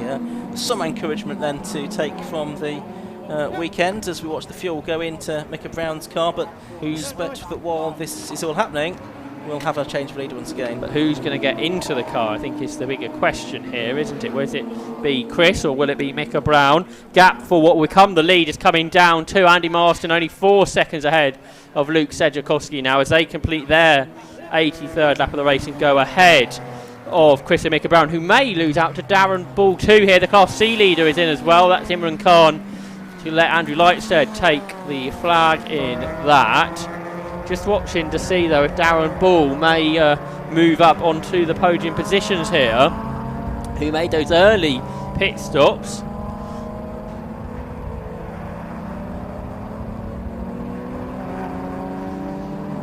Okay, so the number 34 car on screen now, that's the car we've seen plenty of. We think that car might be stuck in 4th gear and also have no power steering as well, so that's clearly going to be a setback for the X-Rod and Valley car being driven this weekend by the team of Joe Vordin and Danny Hobson.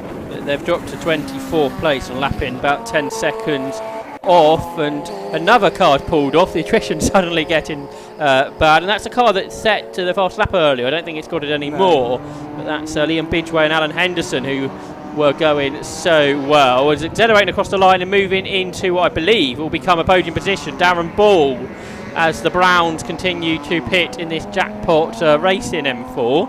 So Darren Ball up onto the podium here, I think. So you see the 7th place car now is the Imran Khan Andrew Lightstead car, just gradually tumbling down the order, but I think they've got enough in hand to get in and out for their second mandatory stop and still stay ahead within Class C by my reckoning, in terms of the gap back to the Darren Kell, James Kell, number 68 Mazda. Andy Marston's gone through again, just 2 seconds ahead of Luke Tchaikovsky. The two leaders then heading through the chicane. And the two M4s will soon be back together again, as they have really been for most of this 3-hour race. It's not been too often those two M4s have been apart. They're heading down towards Tower Bend at the moment, just a couple of seconds then between Marston and Tchaikovsky. A great race, a great battle it's been between the pair of them. Yeah, and it looks like it might go right down to the wire here. Half an hour of the race left to go. There is the number 11 car being pushed backwards, and it will then go back into the race. That's the Chris Brown, Mickey Brown car. The question is, who's in the car now? Possibly we'll be able to find out from the team down there. Just looking to see who we could see standing around the car. That was team boss Nathan Harrison, I think, so who's in the MR2 as well. They're the leaders though, almost together into the complex on this, the 85th lap of Croft Circuit. Just about to lap the Munro and Dougal MX-5 that's 4th in Class C. And diving up the inside there is Andy Marston to put the MX-5 between himself and Luke Tchaikovsky. But this gap was 2 seconds at the end of the previous lap. It's not that anymore. It's about 2 car lengths, not much more than that, as they complete the lap then half a second apart as they head up towards Clairvaux. They've got the little Janetta to lap 2 of Ben Highland and Phil Ingram. Up the inside, the pair of them go. The M4 looks massive, doesn't it, compared to the little Janetta there. But through they go then in the top 2, Marston and Tchaikovsky, and it looks like it's going to be very close for 3rd place actually between the Browns and Darren Ball, so we'll watch out for that too, but almost overlapping the top 2 cars as they head down towards Tower Bend. There's still half an hour of this race to go, and Luke Tchaikovsky's trying to get it done straight away. He goes up the inside. Does he go through?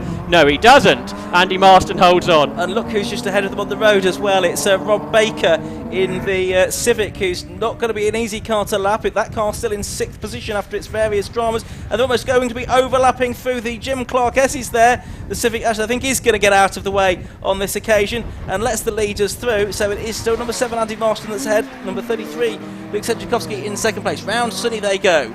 on lap 86 of the race, separated by, well, only a matter of inches really as they head back onto this short straight towards the complex. And it's nose to tail for third place as well, but change for the lead. Andy Marston's car is flashing like it's gone into a limp home mode, and it's been repassed by Rob Baker.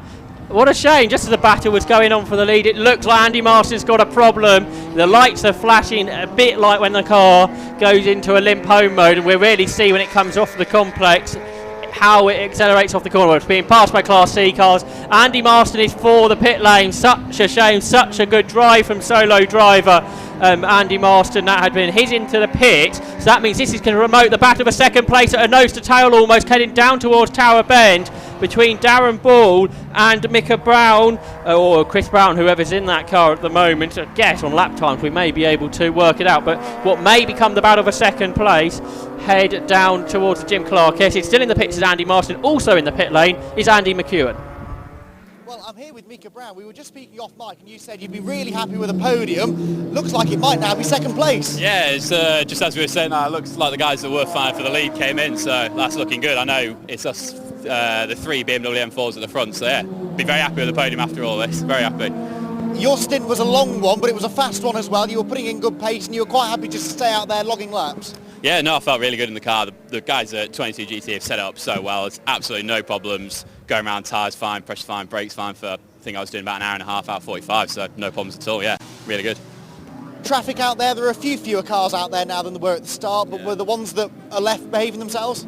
On the whole, everyone's getting out of the way, yeah, they behaved really well. Like I said, the marshal's been fantastic with the blue flags. Had a few hairy spots here and there, just getting a bit impatient, but, you know, that's just racing for you, isn't it? It was all good.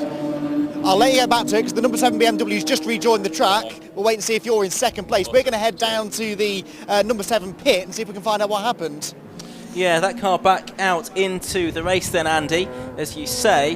As far as second and third is concerned, well, it's Darren Ball that's now getting away from Chris Brown in third position. Those two cars heading down the back straight towards Tower. There they are on screen as if on cue, and Darren Ball, I think, probably able to get away a bit more from Chris. There though is the car of Andy Marston, so what can he do from fourth position as he now finds himself in? If that car is back to full song, there's no reason, I don't think, why he can't catch them. Once again, there's problems, unfortunately, for the Army Motorsport car that seems to keep dying, and then Will Ashmore and Robert Taylor manage to bring it back into life, and away they go again. They're desperate to get to the finish, though, and they've got 27 minutes left to go now. Can they manage, by fair means or foul, to bring that car home in one piece?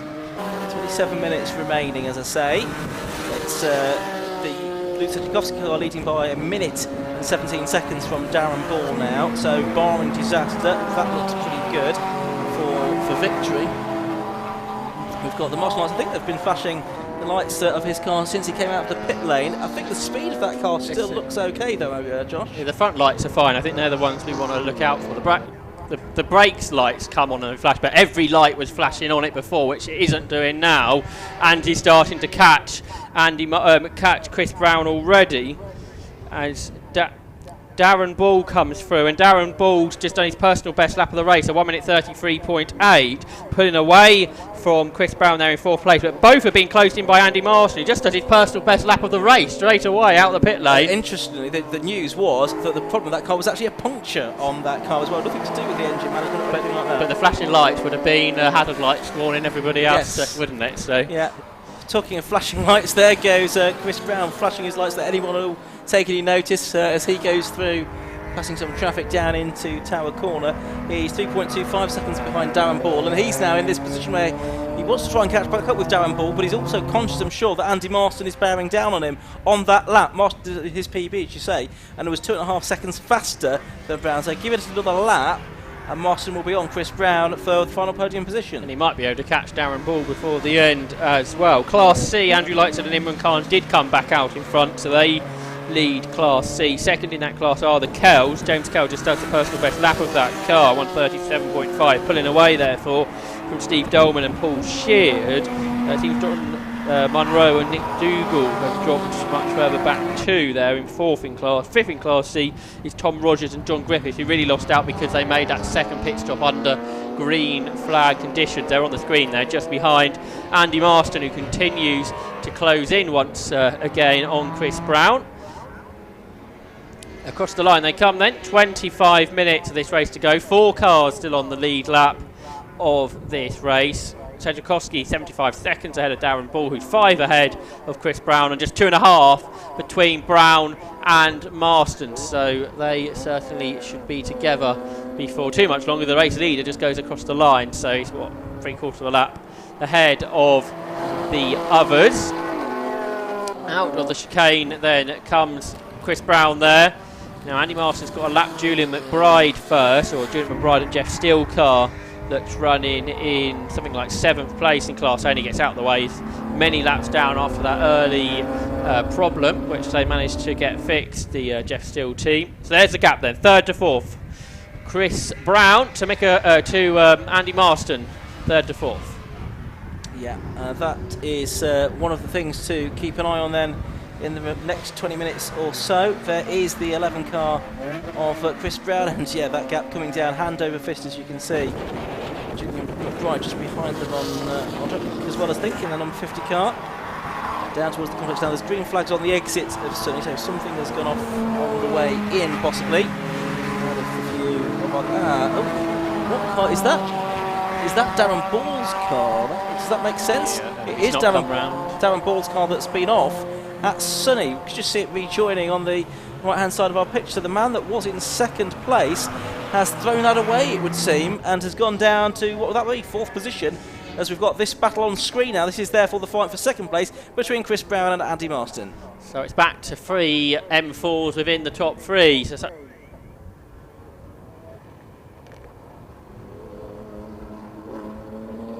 Hawthorns, the cars turn, Andy Marston also almost alongside the Brown Jackpot Racing car. Couldn't quite do it though. So on the run up towards Tower, can Andy Marston in the Autobahn car find a way past here? He's looking up the inside, onto the brakes they go, and Chris Brown cuts across the front of Andy Marston.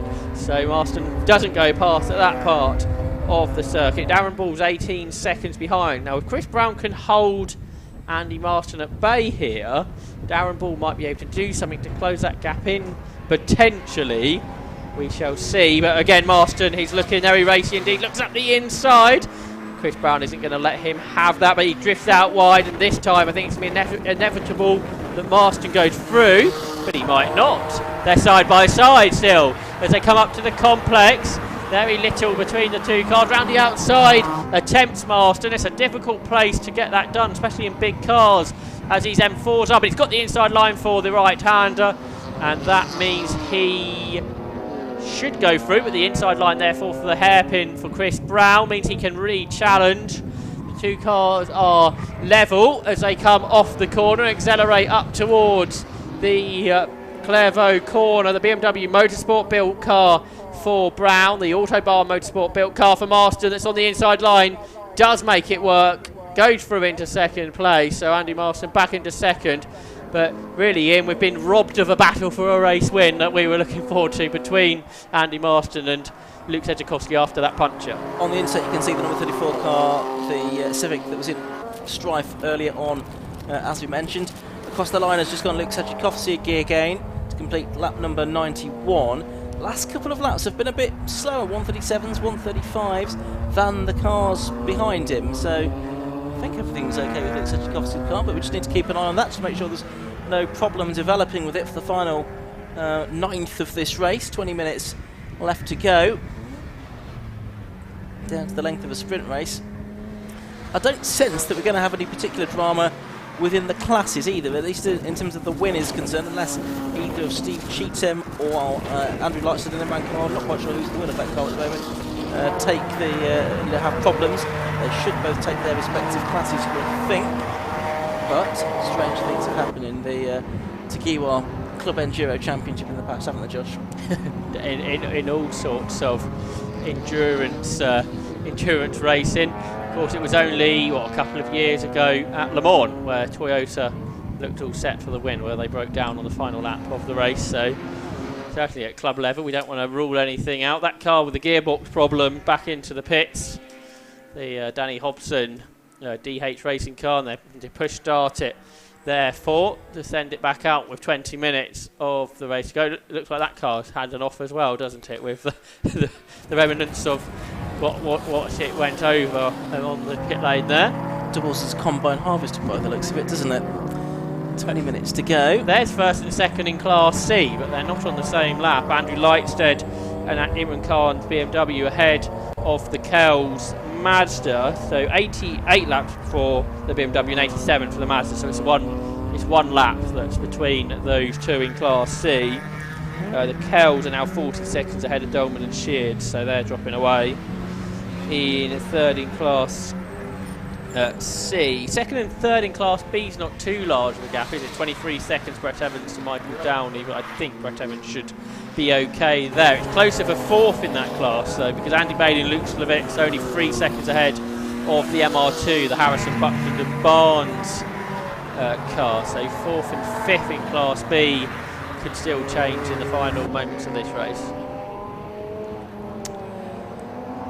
Yeah, it's been an interesting race as ever in the TEGIWA Club Enduro Championship, full of drama and unexpected turns. I guess the most recent of those, as far as the podium positions have been concerned, is that Darren Ball up at Sonny. He's got one into the pit lane. That's 73 car Monroe and Dougal. Yes, that's fourth in Class C, so a pretty important position there. One of the Together We Progress Racing Mazdas, so that may well promote Tom Rogers and John Griffiths in their Clio up into fourth, who are actually on the circuit with the third place car, the Dolman and Sheard car, just behind them. And is that Mazda going to the garage, or is it just stopping in front of it? Hard to tell from here. We might get a view of that on the screens shortly. We're just watching Andy Marston, who's only 1.5 seconds ahead of Chris Brown. He's not dropped too far away. As you say, Luke Tchaikovsky, his pace is slower than it was earlier, but I suspect that's just managing to the flag now, you would think. That means the gap has come down first to second to less than 70 seconds.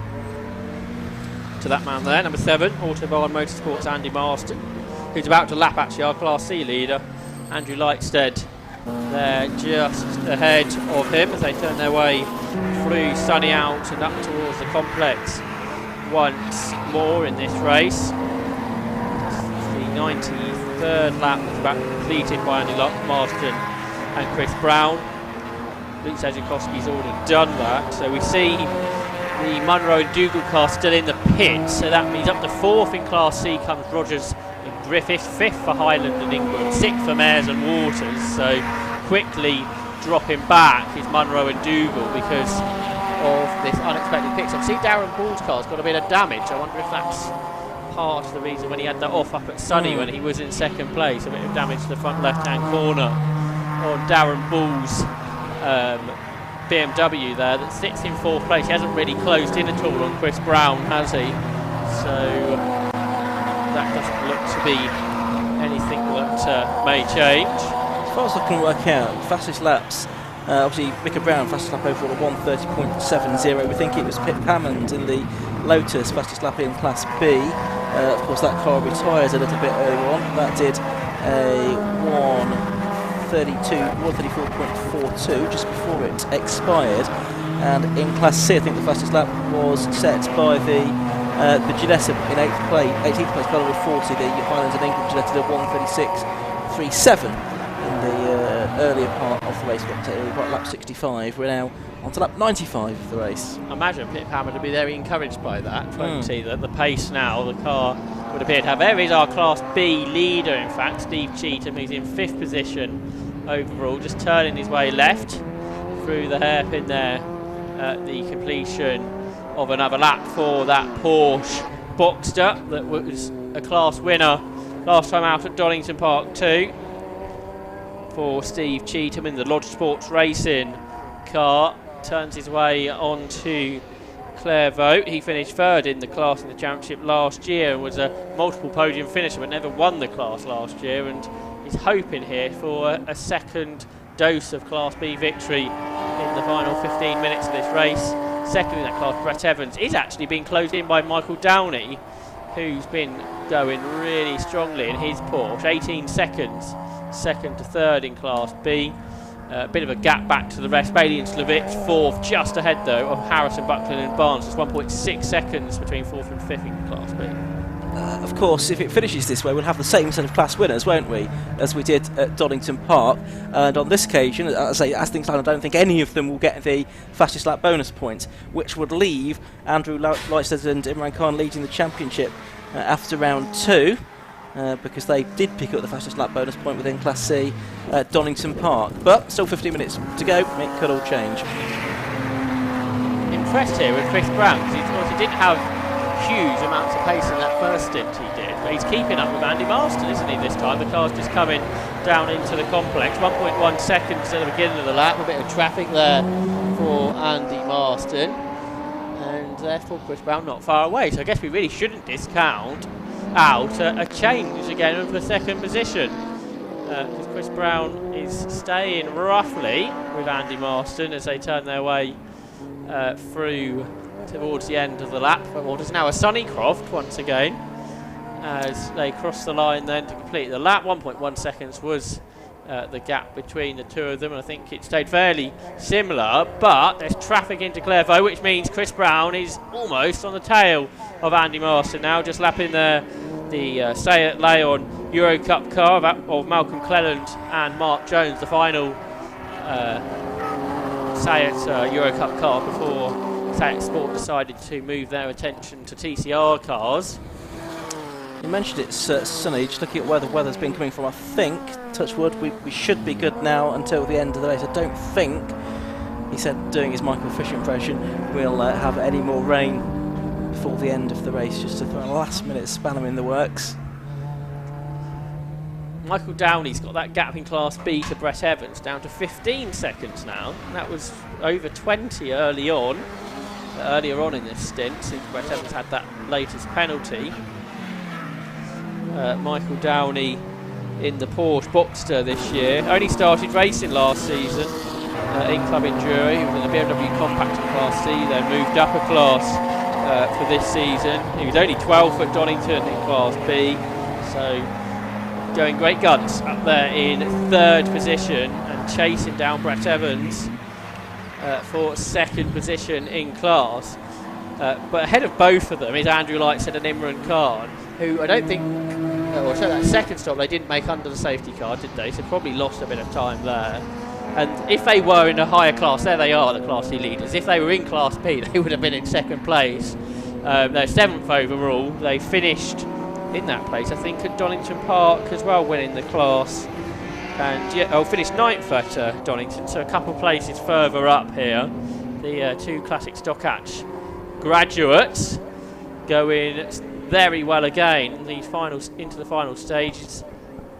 I'm trying to remember if they didn't lead the first stint, did they? No. Lee Piercy, who was going well in that in their family car, led then. But I think since they got the lead, they haven't looked back and have headed the way since. So Andrew Lightstead, I think that is, aboard the car now. Whitmore Khan doing the middle stint, accelerating their way down towards Tower, leading just over a lap, because you can see the Kells not too far behind, who are second in the class in their Mazda. It's good to see the likes of Andrew Lightstead and Imran Khan in this 330 Challenge car, as was from last season, effectively progressing within the club. So they've raced different cars in different categories. Both of them raced Fiestas in Classic Stock Hatch several years ago, but they've decided to continue racing within the 750 Most Club in Club Enduro, and it's great actually to see a number of drivers doing that, as well as Club Enduro attracting some completely new members to the club as well, who haven't raced with 750 Most Club before. A slower lap from Brett Evans means that Michael Downey's only 5 seconds behind him, and also noticing that's for second and third in Class B, and for fourth and fifth, Andy Bailey and Luke Slavitz Golf. He's only just ahead of Nathan Harrison, Martin Buckland, John Barnes' MR2, but that Mini just being here we go, you see it on the screen, the Golf ahead of the MR2. That's fourth and fifth in Class B. They've just both unlapped Brett Evans, who's being closed in on by Michael Downey's Porsche. So what you see on the screen there, the 5th place car in Class B. We believe that John Barnes at the wheel now of that 22 GT racing car. Nathan Harrison and Martin Buckland, the other drivers there. Martin Buckland, who runs the 22 GT squad, Martin Buckland, the former Sports Specials class champion John Barnes, British GT champion, multiple Caterham champion, former Palmer Audi champion too. So massively experienced. He's getting the car a bit sideways there too as he chases down that Volkswagen Golf of Luke Slovitz and of Andy Bailey. Of course, they were the Class A champions of Club Enduro last year, so moving down a class, driving in a different car, trying out a bit of different competition too. There's Michael Downey though in the Porsche Boxster. He's third in Class B and he's closing in on Brett Evans.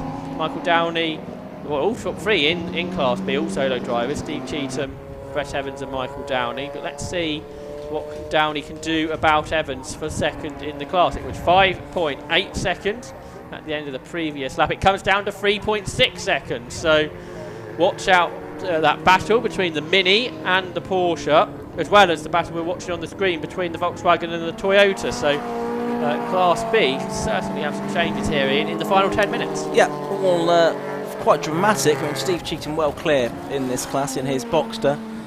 Don't forget, the class is based on power to weight ratio rather than anything else. Down into the Tower corner goes that battle. There you can see the Barnes driven MR2 just behind the Golf. So that is for 14th and 15th, 4th and 5th within the class. And just behind them on the road was the Evans and Downey car, which is actually ahead of them, 8th and 9th. They're 4 laps behind the leader. The battle for 14th and 15th, 5 laps behind the leader. You can see that Tom Rogers, John Griffith's car that is 1, 2, 3, 4th in Class C at the moment. So I think they'll be fairly happy with that outturn. I think it's to second place before the final round of pit stops within that class. Just turning onto the complex now, that battle for second in Class B between Evans and Downey. Michael Downey just lapped family relation David in his Class C compact. There's our Class B leader, in fact, Steve Cheetham. He turns his way onto the complex and dominating Class B much like he did at Donington Park. He's actually the best part of 3 laps ahead of the rest, which is quite remarkable.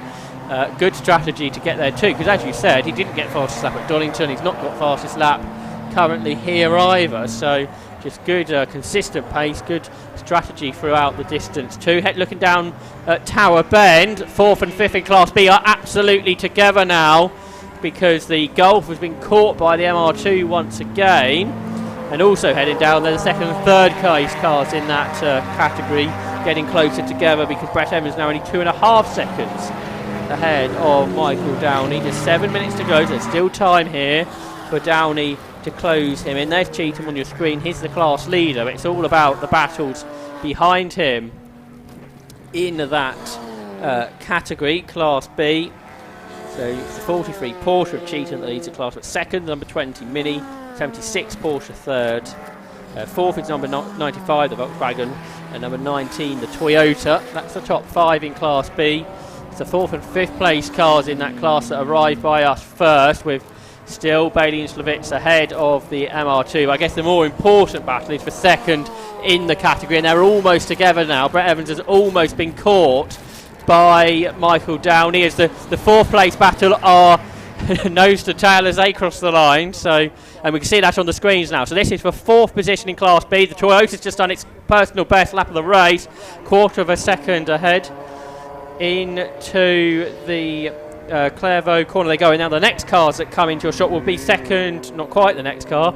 Now the next car will be for second place. There's Brett Evans, and right behind him is Michael Downey. So the Mini, the Autobahn Motorsport car of Brett Evans, now only 1.1 seconds ahead of Michael Downey in that Porsche. There's the 4th and 5th place battle in Class B nose to tail. It's hard to know which one to watch in. Absolutely. So there is the Golf. There is the MR2. A bit further back. There we go. There is the Brett Evans car with the now the Class A battle getting in amongst it, the Class A second place battle in amongst it as well. 100 laps now completed by the race leader, by the way, Luke Tchaikovsky, and indeed all of the top 4 drivers, or top 4 teams. So I wonder whether we get to the century, and we certainly have done. Is the compact that's been in a bit of strife, and I think he's still in a bit of strife all race. but it's about to be passed there. It would be passed possibly by the Class C leading Lightstead Kahn BMW 330, but it gets back up to speed as it makes its way down the pit straight. We can see out of our window that it's still Bailey Schlevitz Golf ahead of the Barnes MR2. What's going on as far as the battle for second within the class is concerned? Well, it's got a little bit more spread out here, possibly by the intervention of the Class A cars that are coming through now. Yeah, they're still not far apart, are they? Marston and Brown. They're just a second apart, and now Evans and Downey are closer together again. There is our 5th place car in Class B, the free driver squad of Buckland, Harrison and Barnes. We're waiting for this 2nd place battle to come through in the category. They're only 1 second apart. There's Brett Evans, there's Michael Downey. So it's going to come right down to the last lap in this battle. The Mini Cooper ahead of the Porsche Boxster. There's the battle for 4th position in the class. Again, John Barnes trying to get past Bailey and Schlevitz and still cannot do it. And just looking over the other side there, Rob Baker's car looked quite slow in a straight line. It's a bit off pace, isn't it? It is. 39s, but they're in 5th in Class A, so that's fine. They were 5th as well, actually, at Donington Park. Classified. There's our into the S's, the battle for 2nd place in Class B. We continue to watch that battle because it may well change before the end, which is for 8th and 9th overall. Brett Evans ahead of Michael Downey. Let's watch them coming out of Sonny. They've just been lapped by them Class A cars. It's still Evans ahead. There's now Rob Baker between them, and they're actually getting past Rob Baker, so Rob Baker really is in trouble now as they turn their way into the complex here. The Mini and the Porsche. Mini, a much taller car, a shorter car too than the Porsche that's chasing him up towards the hairpin with just 3 minutes of this race to go. They turn left then and will complete another lap of this race and make their way up towards Clevo. To me, it looks like Michael Downey hasn't just quite got close enough to sort of put on a challenge as Brett Evans does his personal best lap of the race, a 1:36.7. That's a very good piece of timing, isn't it? Really good time to do your best lap of the race when you've got your rival bearing down on you for 2nd position in the form of Michael Downey's Porsche. But I don't think it's race over yet, is it, for those two? We've got the Clio between them at the moment, the Class C car, as they make their way down the straight. We're watching the battle a little bit further up the road, which is already turning its way up towards Barcroft, but 2 minutes to go. There you can see the number 11 car coming into the back of the shot. That's the 3rd place car of Chris Brown, and then here is that battle for 2nd place within the class between Evans and Denny, and that gap has come down again, I reckon, from 1.2 seconds at the start of the lap, Josh. Definitely great to see the battles going right to the end of this race. There is that battle for 4th in the class. I think they're lapping quicker than the battle for 2nd in the class, aren't they? Because they're pulling away from them on the road. Yeah, the 135's for the battle for 4th, 136 is the battle for 2nd, which is back on screen now, heading down towards the complex. Let's see if Michael Downey can do anything about Brett Evans. So it's the Porsche and the Mini doing battle, and it's definitely closer than the 1.2 seconds that it was at the start of the lap. Meanwhile, it goes side by side in the battle for 4th place as well as they head down towards Clervaux Corner. I can see out of my window, I think it looks like it's the Golf that's going to hold on. Yes, it is, just from the MR2. But now heading over the line is the battle for 2nd place as well. And the gap between those two cars, which was 1.2 seconds, is now 0.4. And Michael Downey looks up the inside of Brett Evans there, but he can't quite go through.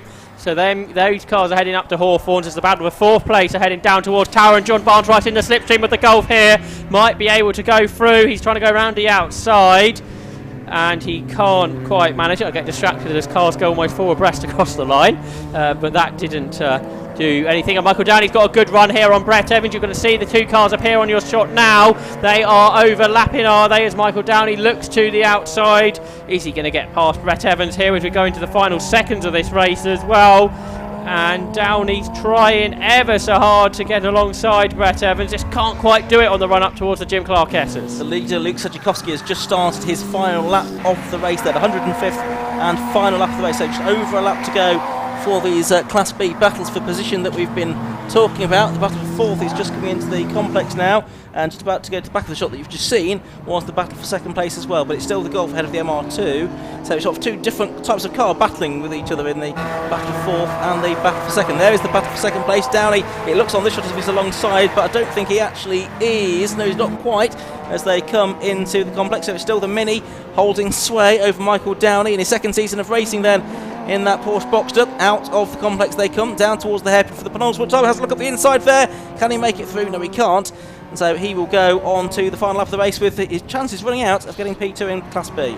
Very shortly we're going to get our race winner through, are we not? The Luke Tchaikovsky. There we go, through Sonny out. So Luke Tchaikovsky, who did the start, he did the end. It's David Whitmore that did the middle, but the TI Motorsport team that built this BMW M4 for this season, for this championship, are looking to make it 2 out of 2. But this time it was from pole position. They had to work hard to get this, and great battles in the middle, Ian, but it looks good as they turn through the final corner. Yeah, out of the hairpin then comes Luke Tchaikovsky.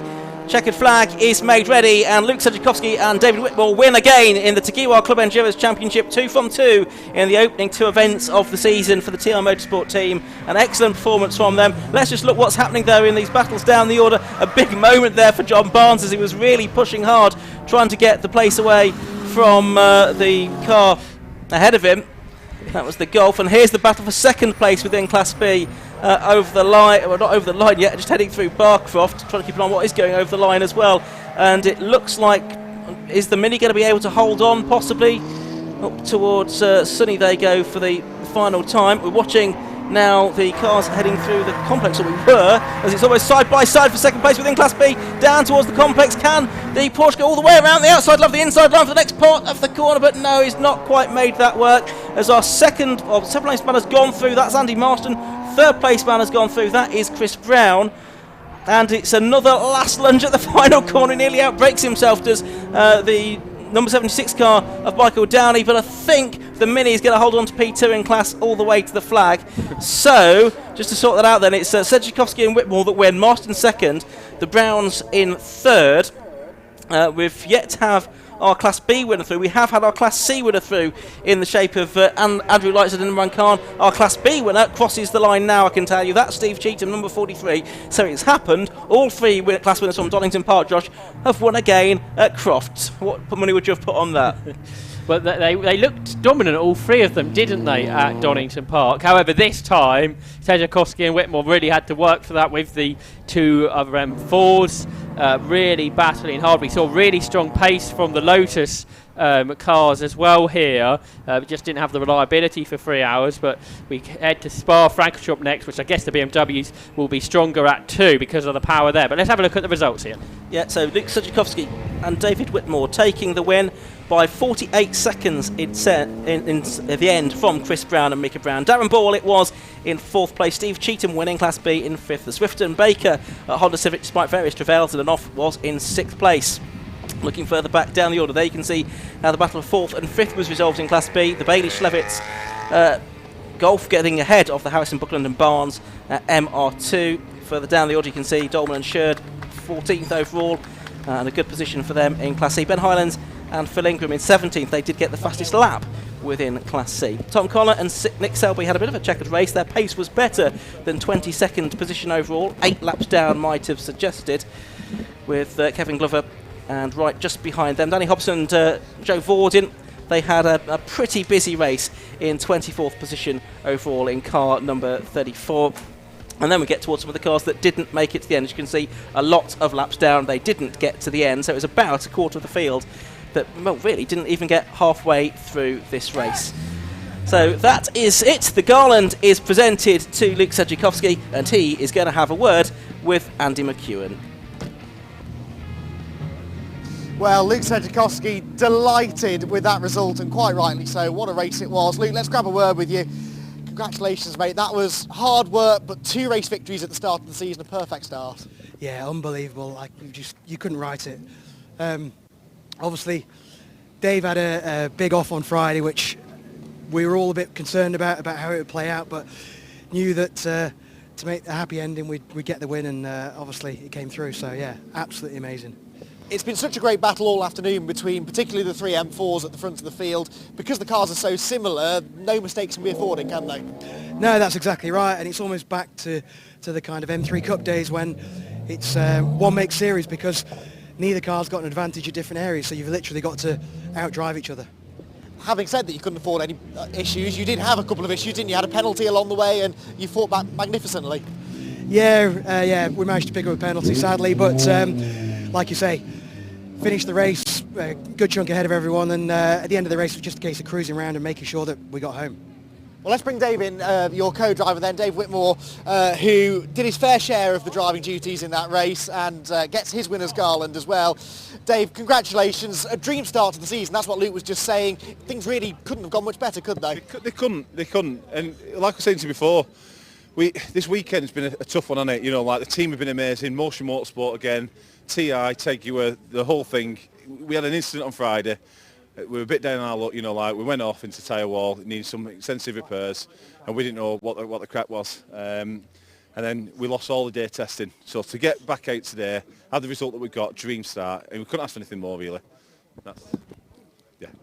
Your thoughts for the rest of the season is what I was going to say, because now, really, you know, with these two victories, you've got to defend this lead now, haven't you? But there's still 6 races to go. I think it's, definitely, and I think it's about not being expecting too much or ever having the attitude to, we're going to go there and do well. It's all about doing what we're doing each time, respecting every other driver and team around us, and enjoying it most of all, and getting stuck in and having exciting races like that. So, that's what it's all about. Well, we've enjoyed the racing today. Congratulations to the pair of you. Double victors at the start of the season. Now, Steve Cheetham should be around here somewhere, who is our Class B winner, excuse me. Excuse me, beg your pardon. The winner's garland then for you as well. There we go. Class C winners, this is then Andrew and Imran. I'll start with you, Imran. A great result for you there. Class C is a hard-fought class, isn't it? So to come out on top must feel really good. Yeah, it was brilliant. Andy had a load of safety cars in his stint, but I had quite a clean run, and I was just hammering the laps in, and I didn't really know. Well, I think I was first, but I was just kept putting the laps in because you never know what's going to happen during a race. So, worked out well in the end. Pulled a big lead and kept it. You're a bit of a 750 Motor Club veteran these days, aren't you? What's attracted you to this championship?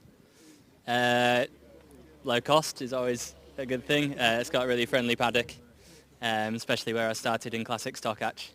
Really enjoyed that series. I'll be doing a couple of races this year as well in that. Just like the variety of cars and a good crowd.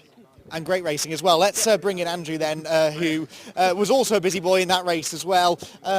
Championship-wise, this is good, isn't it? It's a good time of the year to be winning early on, and now you can try and keep this up for the rest of the year.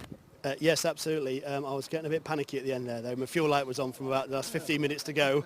I didn't really know who was behind me because I knew when we had our final pit stop we had about a minute in hand probably. And then following on from that, I was just driving it home as steadily as I could, keeping whoever I thought was competition back behind us. So much so, I think I probably overly blocked the guy in the Ginetta on the last lap there. I didn't know if I was racing him or not, to be honest. So, I think we crossed the line for him by about 0.1 seconds. So if it had been for the win, then that would have been worth it. It turns out it wasn't. And that was going to be my next question, actually. How aware are you of the situation within your class whilst you're in the heat of battle out there midway through a stint? I'd say medium. We don't have a radio, which doesn't help. We've got a marker board and a pen and the live timing. But yeah, we've managed so far. Obviously, we've won the first 2 rounds, so what can I say? Unfortunately, we didn't get the fastest lap this time. I don't think it was a good second ahead of us in one of the Ginettas. I saw that, so I didn't even try, knowing I've nearly run out of fuel. Good point. Well, congratulations to the pair of you on the Class C win. Now we can bring Steve Cheetham in then. The Class B victor gets his winner's garland as well. Now, Steve, you've been in that car for 3 hours. You've had sun, you've had rain, you've had safety cars, you've had lots of great racing as well, and you look fresh as a daisy. I don't think so. I certainly don't feel fresh as a daisy, no. It's a bumpy circuit round here, and the last half an hour, every bump hurt. So it was just a matter of bringing it home then for the last half an hour. It's the fan club, I think, isn't it, that's given you the extra few tenths of a second advantage this weekend? Yeah, definitely. They always spur me on. We've got a good team around us, and without that, we wouldn't be where we are. The car always seems to be, I'm probably jinxing it now, but it always seems to be fairly bulletproof, doesn't it, as well? This thing is prepared well to a high standard, and that really counts in 3-hour races. We've had the car for quite a while. We've put a lot of development into it, but you know, really since Donington there was so much wrong with it. Even though we won at Donington, we took the car apart, we've had the gearbox out, the engine out, we've had all sorts. So we put a lot of hours into it in the workshop and it's paid off. Your thoughts for the rest of the season then? A bit like the other two class winners, it's 2 wins at the start of the year, which means the standard is set pretty high. I'm just really happy there's no more 3-hour races. I bet you are. Doing that on your own must really take an out. Well, congratulations to our class winners then. Class C goes to Andrew Lightstead and Imran Carr. Steve Cheetham wins in Class B, and Luke Tchaikovsky and Dave Whitmore, double winners outright and in Class A at the start of what is going to be a fantastic season of TEGIWA Club Enduro Championship racing. Packed grids, great racing. Today has had it all. Our thanks to the 750 Motor Club, who once again have put on a great show. The various championships that have been here this weekend have proven just how exciting club level motorsport can be in the UK. We hope that you will join us for our next live TEGIWA Club Enduro Championship race in a few weeks' time. For now though, from myself, Andy McEwen, Ian Soman and Josh Barrett up in the commentary box, it is goodbye.